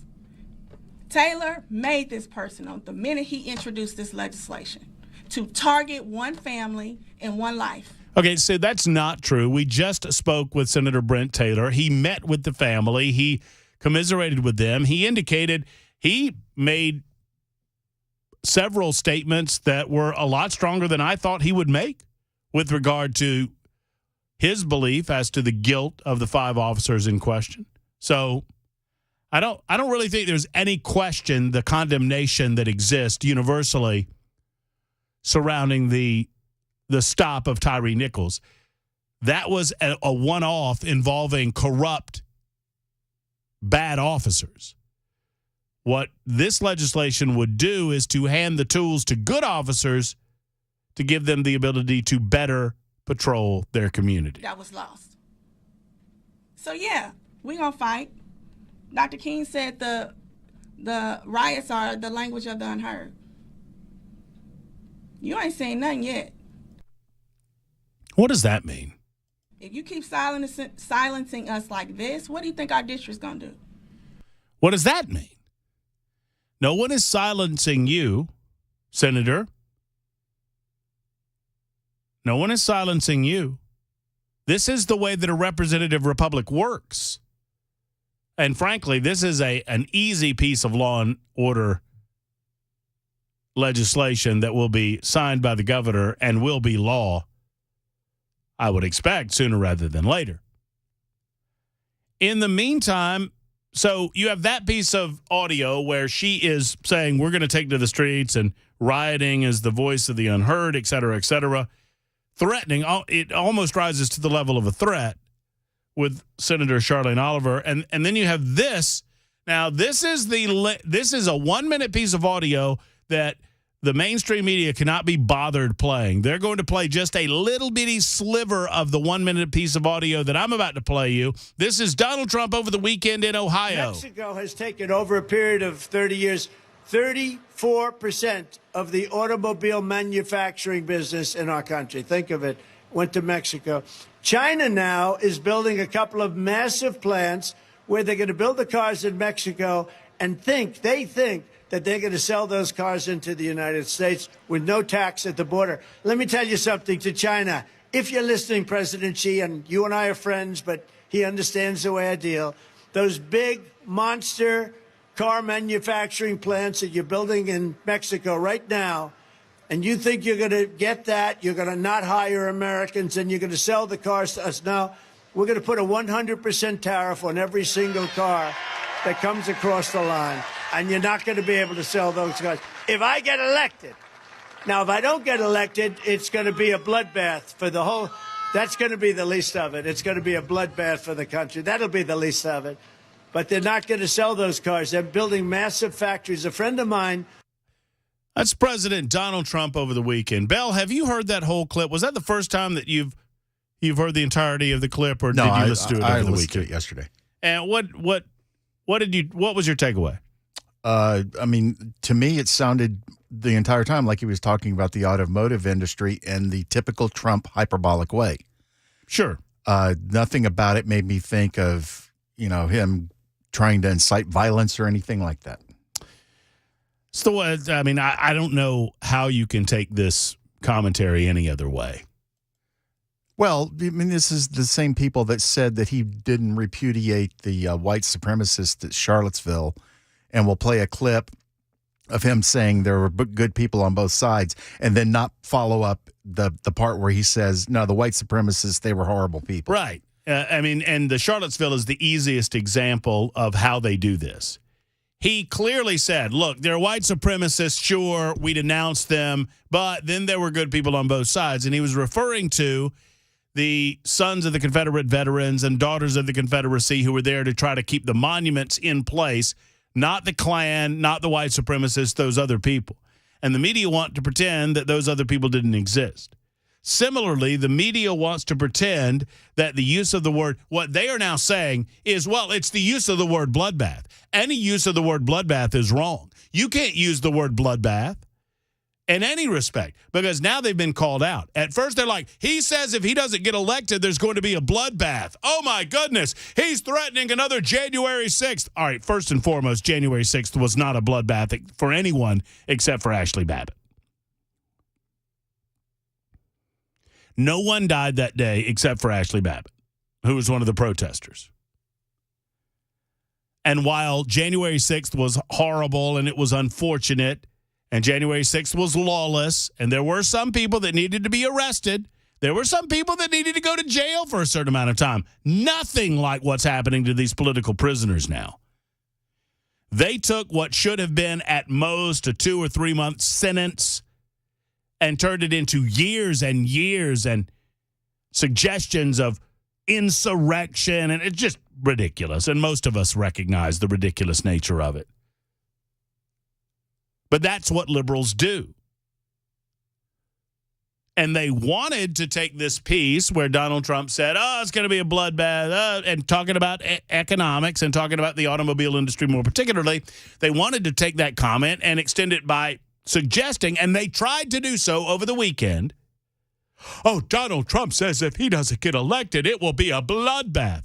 And when called on it, they said, well, any use of that word is wrong. Any use of the word bloodbath is wrong. Really? Thanks to our friend Tom Elliott on the X Machine, I present this to you. But as Politico.com reports tonight on the, quote, bloodbath at the RNC, Headlines calling it a, quote, bloodbath. Be a bloodbath. Not only is it going to be a bloodbath, but after they leave New Hampshire, it's a bloodbath on her home turf. Bloodbath. That's really tough. Trump has left a lot of corpses in his wake. I mean, we can count the bodies. As part of the, quote, MAGA drive to take over Maricopa County. And the headline refers to it as an impending bloodbath. Columnist Charles Blow has a new piece for the New York Times entitled A Biden Bloodbath. 2018 midterms, you can bet that they 100% are fearing a slaughter. In fact, the word bloodbath and massacre come up frequently. The Republican Party will be destroyed. It's going to be a bloodbath. There's going to be a bloodbath one way or the other. Bloodbath for Bernie Sanders. It's been a bloodbath there, shaping up to be a bloodbath. Head off a bloodbath in next year's crucial midterm. Off-year elections are often a bloodbath. This week's bloodbath for Democrats. A bloodbath at the ballot box. There could be a Republican bloodbath. They'll talk about a bloodbath. It's a bloodbath. I have to talk about you. It's going to be a bloodbath all day long. Is in for a bloodbath. Hasn't been a bloodbath on the way down. Donald Trump. We're just halfway done, everybody. Bloodbath. Predicted to be a bloodbath. May not be the bloodbath. It would be a bloodbath. More of a bloodbath. It's going to be a bloodbath in November. Possible Biden bloodbath this November. A bloodbath on Wall Street. There's going to be a bloodbath In Alabama into a bloodbath. Obviously, there was a bloodbath. It was a bloodbath. We're down 800 points. This bloodbath at the Department of Homeland Security. And it's a bloodbath today. There was going to be this bloodbath. Election bloodbath. It could be a bloodbath for them. Bloodbath, possibly. Bloodbath that went through with the Attorney General. Bloodbath 99 days out. The bloodbath is going to look like Presided over a bloodbath in the diplomatic corps. Absolute, in my opinion, bloodbath. The Democrats We're calling it ticket sales turned into a bloodbath. Ticket sales for singer Taylor Swift's latest tour. It's safe to say the fans had a bloodbath for the company after the fiasco. 2 minutes of the media repeatedly regurgitating a term that they now claim has always been off limits. Can I read something to you real quick? Oh, sure. This is from Representative Jason Crow. He represents the 6th District of Colorado. This was tweeted out this morning. January 6 rioters are not hostages. They're insurrectionists who brutally beat and killed police officers. That is a provable lie. Who is that? Who is this idiot? Representative Jason Crow, who represents the 6th District of Colorado. In the U.S. House of Representatives. Correct. That is a provable lie. Well, and he's it is just a moron. That's exactly the thing that they accuse Trump of doing. Just an absolute moron. And most of their election 2024 hopes are pinned on the lie of what they now have characterized January 6th as being. And they love talking about it because they think it's a winning proposition that we go back and we talk about the after effects of the 2020 election cycle. They think it depresses Republican turnout. They think it depresses Trump support. And they think it elevates this concept that Trump is lawless and they're lawful and that Trump supporters are a bunch of lawless terrorists. That's what they want to present. We know it's not so.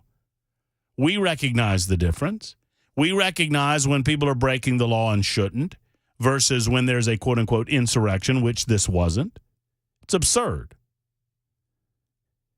We just have to call out the lies as they happen repeatedly in order to combat it, because I'm not talking to most of you. Most of you recognize the lie that this was as soon as it happened. Any of you listening to this clip from Donald Trump calling it a bloodbath, you follow politics on the regular. You know that people use this term on the regular. It's an easy way to describe complete and total political destruction. It's a bloodbath. Nothing wrong with the term either. Using it figuratively and not literally. What the media wants to do is to take every opportunity to focus on this nonsense, because every moment they're focusing on nonsense, they're not focusing on Joe Biden. Everything that they do between now, if they choose to keep him, and I cannot believe I'm saying this, but sitting here on March 18th, the day before the first day of spring 2024, for the first time since April of 2022, when I first declared that there's zero chance that Joe Biden is going to be the Democrat nominee. Remember when I said that, Bell came? And I was so sure of it, and I remained sure of it. In April of 2022, I said there is 0.00% chance that Joe Biden is the Democrat nominee. There's no chance they run this guy. He's a doddering old fool. Could not find his butt with a flashlight and a compass. There's zero chance they're going to run him. Now I'm beginning to doubt myself. Now I would suggest to you that if I were a lion man, I would say that I never said that, because I am doubting whether or not they have any ability to replace him. And if they run Joe Biden, if they continue to put their eggs in that basket, they have to protect that basket. And the best way to do it is to ignore it, to hide it and pretend it doesn't exist. They are going to, between now and the convention, and between the convention in November, they're going to hide Joe Biden. They're going to talk about anything and everything not having to do with the current administration, the current state of the economy. They'll lie about the economy as best they can. They'll try to highlight some of the good, and they'll dismiss the bad. Everything in their playbook dictates that they ignore Joe Biden and try to get you to focus on their mischaracterization of Donald Trump, their mischaracterization of MAGA Republicans, their mischaracterization of how the world was when Donald Trump was president. And oh, by the way, there was stability in this country outside of their made-up, manufactured crises. In 2017 and 2018 and 2019, the only crisis that we were facing in the United States of America was the constitutional crisis that was made up by the political left so that they would have something to bitch about for 3 years. Pardon me for using that terminology. I didn't mean to use it when I said it, but I said it, and it is what it is. And it's true.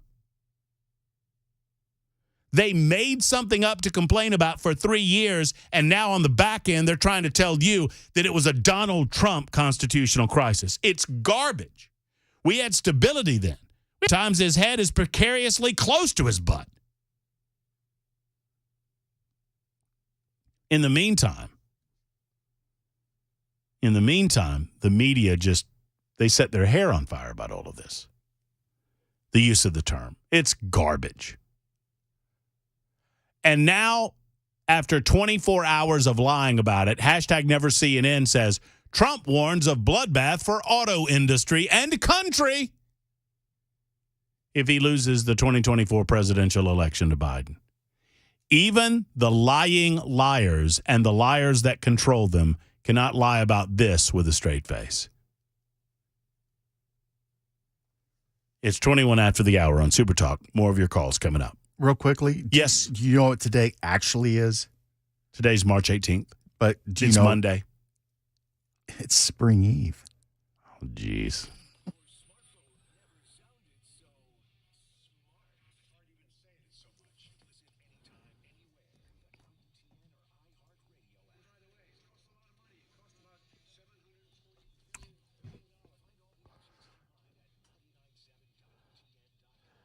You know, if I didn't already have to talk about Members Nutrition, I'd be doing a promo for a new executive producer of the broadcast today. But Bell K has Members Nutrition to thank that we're not doing that right now. Members Nutrition, you know, a lot of us have Members Nutrition to thank. I know I thank them. I got my Members Nutrition shipment in. I went and ordered last Tuesday or Wednesday, and I got my shipment in Friday morning. I mean, it was just that quick. And I got 50% off. I want to tell you all about it. So you've heard us talking about Youthful Cleanse. The Daily Defense Youthful Cleanse is incredible. Members Nutrition is bringing all manner of affordable and quality supplements to you at a fraction of the normal retail cost. Now, they get them to you at less of a cost via their website at membersnutrition.com because there's no brick and mortar to pay for. There's no electric bill to pay for. All of that. They skip all of that, and they provide it for you online at a lower cost anyway. Well, right now, as a way to introduce them to you and you to them, they're offering an additional 50% off all things on the platform. Immunity supplements, weight loss supplements, detox like the cleanse, men's health, women's health, relaxation. They have it all. And right now, their vitamins and their supplements, which are all made right here in the good old USA, they are proud of the fact that they have them. And they are selling them to you at 50% of the retail cost. You don't have to have a code. You don't have to say anything special. You don't have to hold your mouse or your mouth a certain way. All you need to do is purchase it, and they will discount the price. No code needed. It's automatically applied at checkout. So go now to membersnutrition.com to find out the incredible supplements that they have available for you to better your life. membersnutrition.com.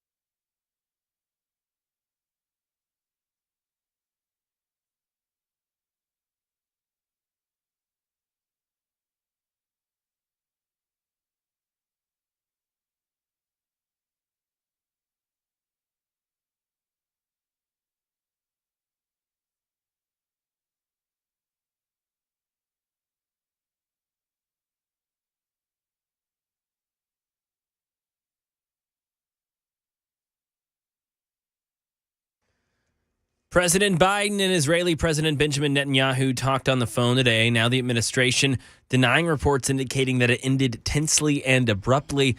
And a new mysterious illness out there. We'll have the latest. Those stories, 2:30, Super Talk, 99.7 WTN. Is it the swine flu? Oh, they got a good name for this one, man. Oh, do they? They do. Oh, you got a name? Oh, they got a name. Does it have anything to do with pigs? No? I don't believe so. Okay. Anything to do with animals?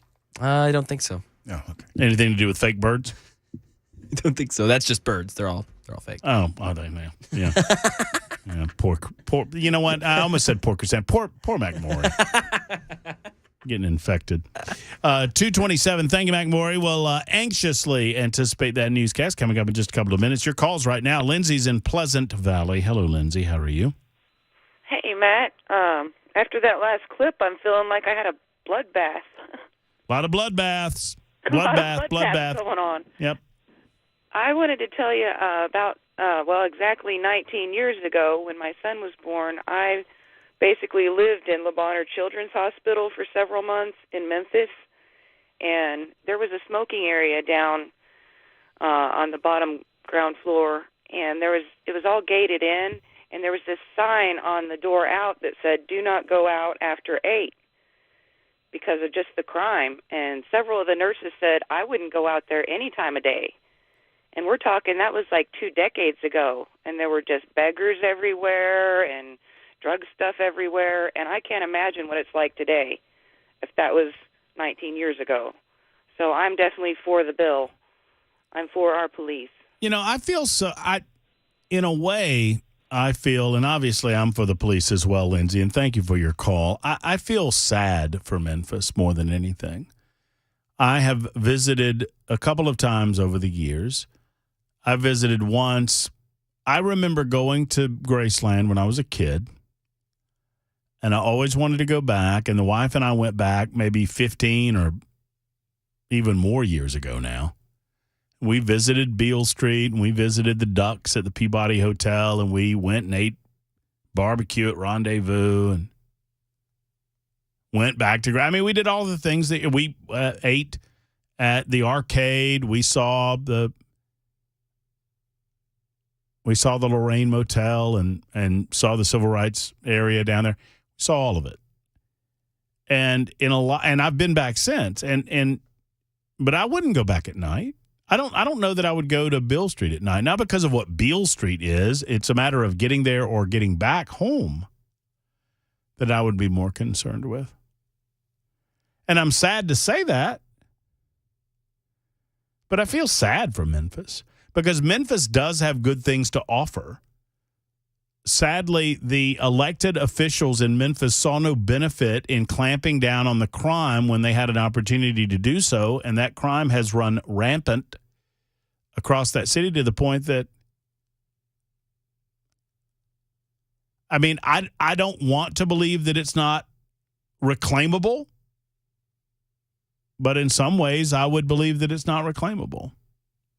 Stephen, we'll get to your call momentarily. We'll also continue to break down Donald Trump and his fight with the English language, or at least with the English language police over the weekend. Plus, an update on the southern border and what some liberal communities are doing to put the rights, quote unquote, of illegal aliens ahead of your own. That is on the way next on Super Talk 99.7 WTN.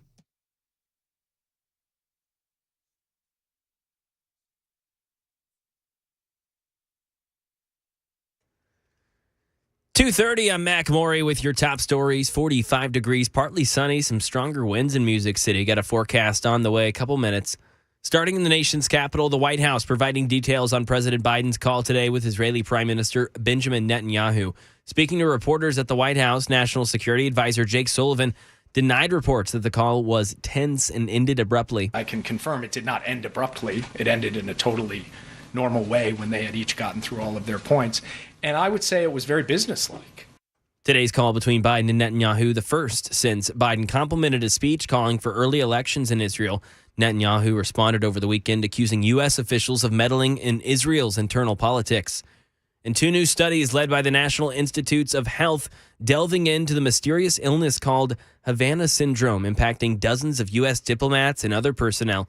Jay O'Brien 2 government-led studies have found no traces of harm on the brains of victims of so-called Havana syndrome, a mysterious illness impacting U.S. government employees stationed in countries like Cuba, China, and even here at home. The study doesn't mean something didn't happen to the 80 government employees it monitored, but it found whatever happened likely wasn't caused by something that can lead to brain damage detectable on an MRI or other similar tests. A 2023 U.S. intelligence assessment found it was unlikely a foreign adversary was behind the cases of Havana syndrome.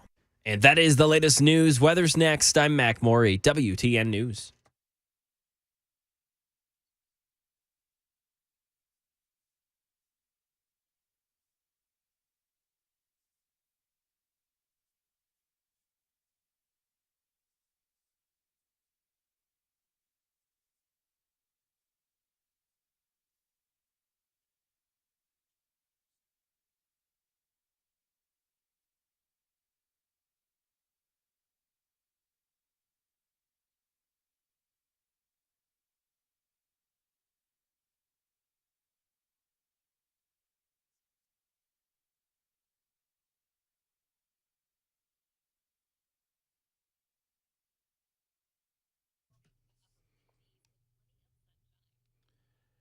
You know, I want to talk with you for a moment about what's inside of your body, and I don't know what that is, and maybe you don't either. Even if you're not feeling any symptoms, I want you to consider a body scan from Kraft Body Scan. I know I did this, and I'm so pleased that I did because it gives me such great peace of mind. Let's talk about that. So at Kraft Body Scan, you'll start with a private health consultation.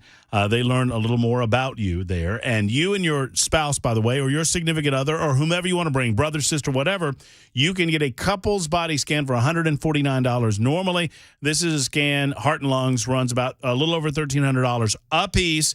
And right now it's yours for $149 as an introductory way of saying hello to Nashville, to the community, and to introduce themselves. It is such peace of mind to know that you have comfort. I was given a 10 out of 10 health rating for my heart. Could not believe it.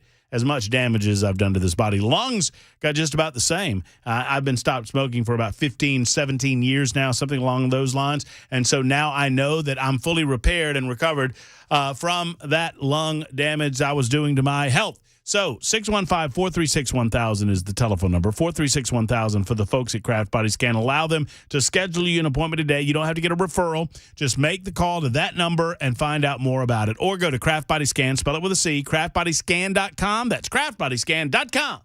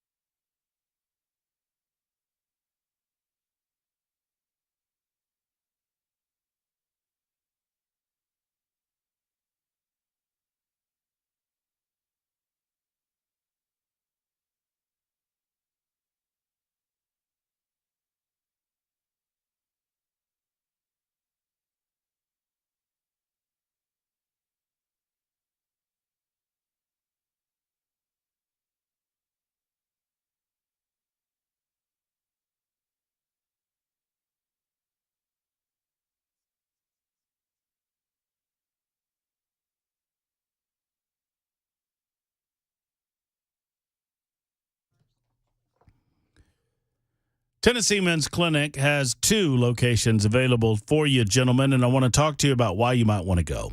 Because at the Tennessee Men's Clinic, they understand that life happens fast, and maybe you've just come to accept the fact that you're low energy or you're lower energy than you used to be. Perhaps you're just chalking it up to middle age or advanced age. Maybe you don't believe there's anything that you can do. I want to dispel some of those myths for you and tell you that so many men just like you have contacted Tennessee Men's Clinic. Whether it's sluggishness at the gym, a lack of desire to get workouts in, a lack of desire to work in the yard, or maybe even a lack of desire for, let's call it bedroom activity. Whatever your situation, don't be ashamed, because so many men just like you have walked through those doors and they've walked out a success story, and Tennessee Men's Clinic wants to make you the next success story. They've successfully treated thousands of men for a variety of issues, to include low T. Call 615-208-9090 for more information. 615-208-9090, or go to TennesseeMen'sClinic.com. For all of your men needs, for all of your men's health needs, it's Tennessee Men's Clinic and TennesseeMen'sClinic.com. Super Talk 99.7 WT. And by the way, if you've heard me talking about Jeff Roy of Roy's Meat Service, fine business over in East of Nashville. We're trying to get Jeff on the show. There's been some recent developments in a GoFundMe page about his plight and the lawsuit against him. You've heard me tell the story. Jeff's lawyers are, I'm talking to one later on today because they don't want to mess anything with the case up. And obviously that's their primary goal, is to make sure the case is successfully argued in court. If you don't know the backstory, Jeff is a native Nashvilleian, lived here all of his life. He now owns a business, has for the last 10 years or so, over in East Nashville. And he helps protect this area of his world from being a food desert. He sells meats and other items out of his shop, and he also sells prepared foods that he's been cooking on site since he's been there in 2014 or thereabouts. The business long predates him. He just bought it at that time. Jeff Roy is currently being sued by someone that moved into his neighborhood a couple of years ago and decided they didn't like the smell of meat cooking. I'm not making this up. The people moved from California. They bought the house. They then set about trying to code violation him to death. This person, he told me the story when I went to eat with Jeff. You went by there too, I think. You bought some meat from him. Yeah. I stopped by actually the day after you had met with him.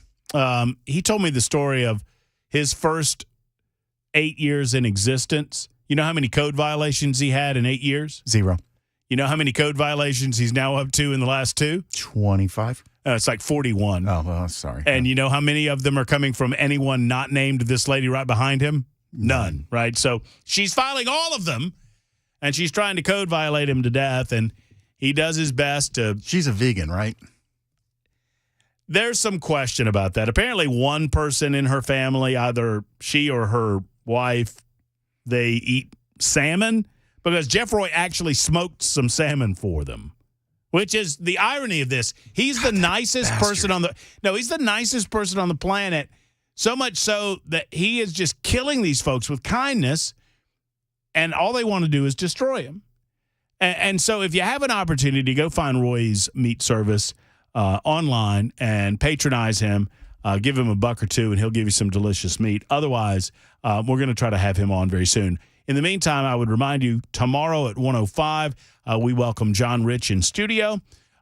Star, obviously, country music superstar, will stop by to talk about his latest push from a political standpoint. He's supporting the candidacy of a particular candidate. We'll find out why, and we'll just find out about his political advocacy more generally. That's at 1 o'clock tomorrow afternoon. Excited about that.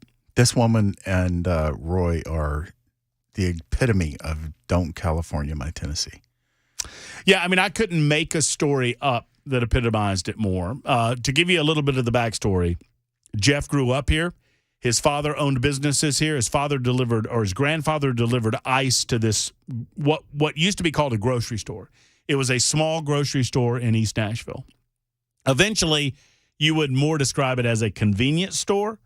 But when Jeff Roy took it over. Jeff Roy delivered meat around town. He knew and knows meats, hence Roy's meat service. And so he began selling his uncooked meats out of his business that he bought in 2014. When the gentleman who was good friends with his father decided to sell the business, Jeff Roy bought it in 2014. It's now a small shop. They sell a little bit of everything. It is truly a store of convenience, but they're more a grocery than anything else in that community. And, I mean, this guy literally, I tell this story, people think I'm lying. He loves his community so much that he holds an annual street fair. You're lying. Where he gets a permit and he has like a little neighborhood event where he It's like cooks. a block party. It's like a block party. Well, this woman, I'll be nice, or try to be, she found out that he was holding a block party and she filed a violation against him because businesses are not allowed officially to hold block parties.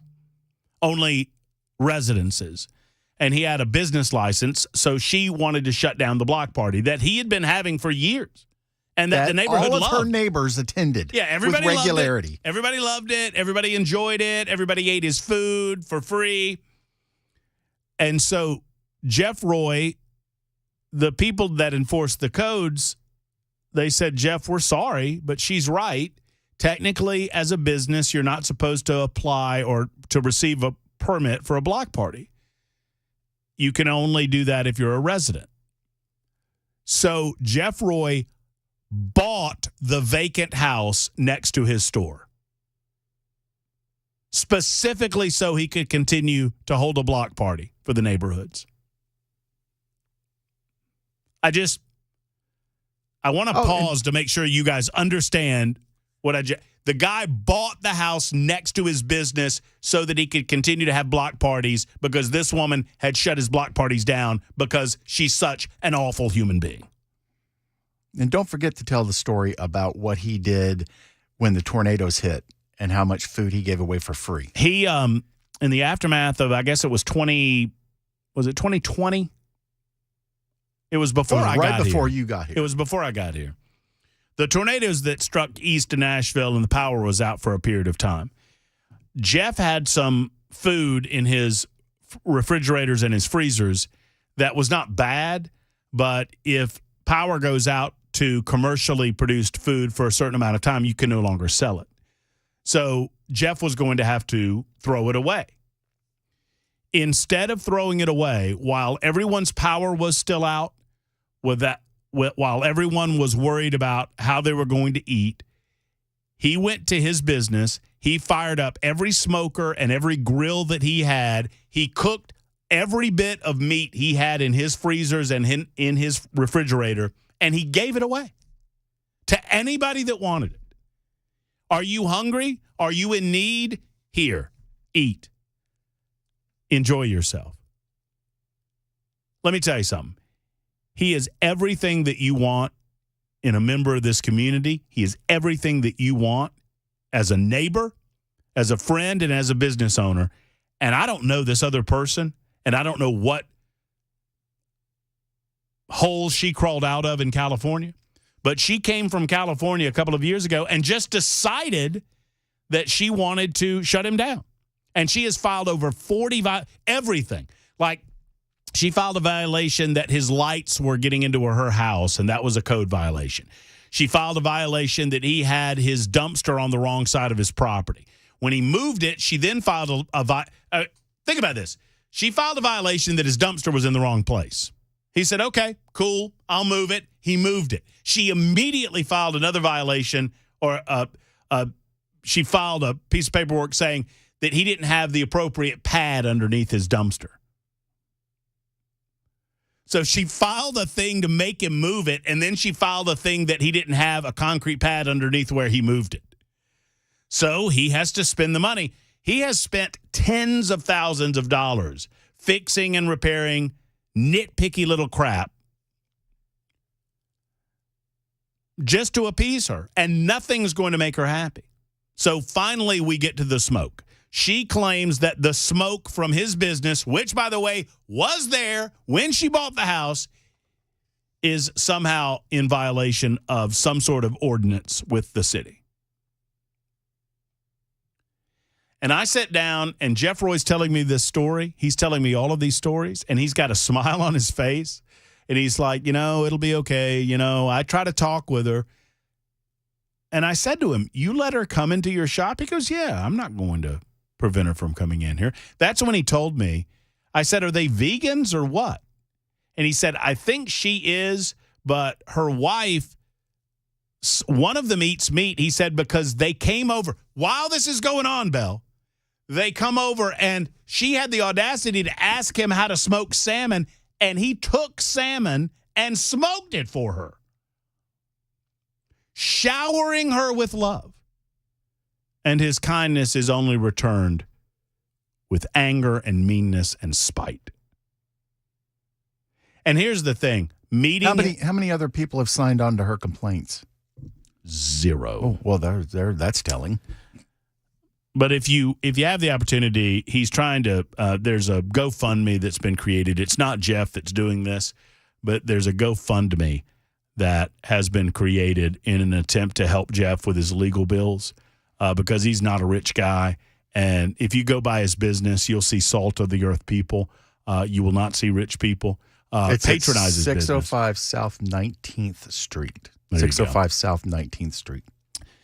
Please support him. And I'm trying to get him on, and his lawyers are cautious about it, and I'm talking to them about it. Jeff just wants to do the right thing. He is as kind a man as the day is long. And as 8212 points out, his goodness far outshines her anger and her spite. And yes, 6049, you are among a chorus of people that agree that whatever her name is forevermore Karen. I promised Stephen, and we'll get to him real quick before we get to Brian Wilson, find out what he's got for the drive this afternoon. Stephen, you're up. What's up? How are you? Hey, thanks, Matt, for taking my call. Pretty good. How are you today? I'm doing well.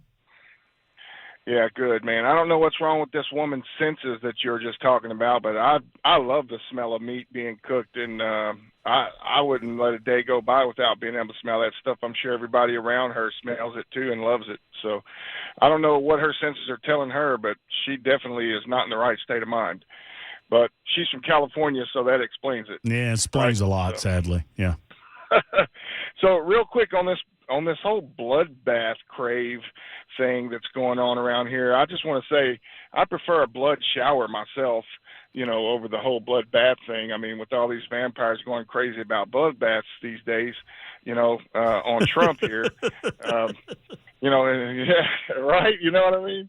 But it really, speaking of a bloodbath, if you really think about it, what would really be a bloodbath would be a riot. Somebody calling for a riot in Memphis, because Memphis is not your average town where people were just going to come out and start throwing cakes and apple pies and stuff like that. There will literally be a bloodbath in that city. And I mean, for her to be a Senate seat, this Charlemagne Oliver, for her to be a Senate seat, and, I can understand the difference between riots and going out and peaceful protesting over civil rights, whatnot. This goes all the way back to the Rodney King incident. I remember that. I was in school back when that happened, and, the white cops beat the black guy up. That was pretty bad, and the whole city of L.A. just burned and fell apart. I remember it well. I was in school at the time, too. I'm sorry to do it, Stephen. Call me back tomorrow. I've got to run. I'm simply out of time. I apologize to you. I have to circumvent the call. I have to prematurely abort the call for the purposes of getting to this break. We'll get to Brian Wilson in a moment, find out what's going on the drive right after this.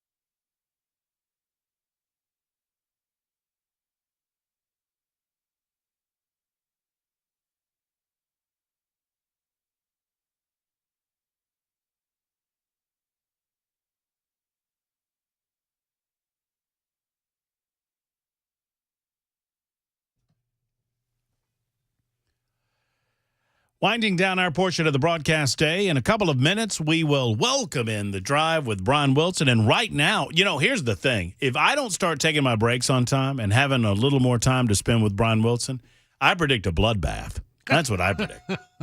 What's up, Brian? How are you? Word. I mean, my goodness, is that the silliest thing ever? And when you the thing is many people who have accused him of suggesting that there'll be a bloodbath in the streets, or if he's not elected, they cut off the soundbite before he goes back to talking about cars. He was talking about cars before. He says this, and he's talking about cars when he used the word bloodbath, and then he goes back to talking about cars. But they would have you believe that it's something else, and it's not. It reminds me of Charlottesville all over again. Yeah, exactly. Selective editing of a soundbite. It really is quite egregious. So we'll talk about that today. But I'm going to start today with something. You would think that something as important as foreign policy that affects the United States and its relationship with other nations around the world would be driven by what's in the best interest of the United States. Sure. But in this case, it is being driven by the concern that Joe Biden has about voters in Michigan. It's all political. Mm-hmm. And I'm talking, of course, about the things that he's been saying about Israel, and he's had some of his other people go out and say about Israel. And I'm going to delve into that. It looks like Michigan is going to be the most interesting state to watch in this election season. Excited about that. Excited about hearing Brian Wilson for the full 4 hours from 3 until 7 o'clock this afternoon, and we'll do it next. The Drive is coming up right after Mac Morey's newscast, and Mac Morey's newscast is coming right now on Super Talk 99.7 WT, and we'll be back for a Tuesday edition. Until then, hug your loved ones. So long.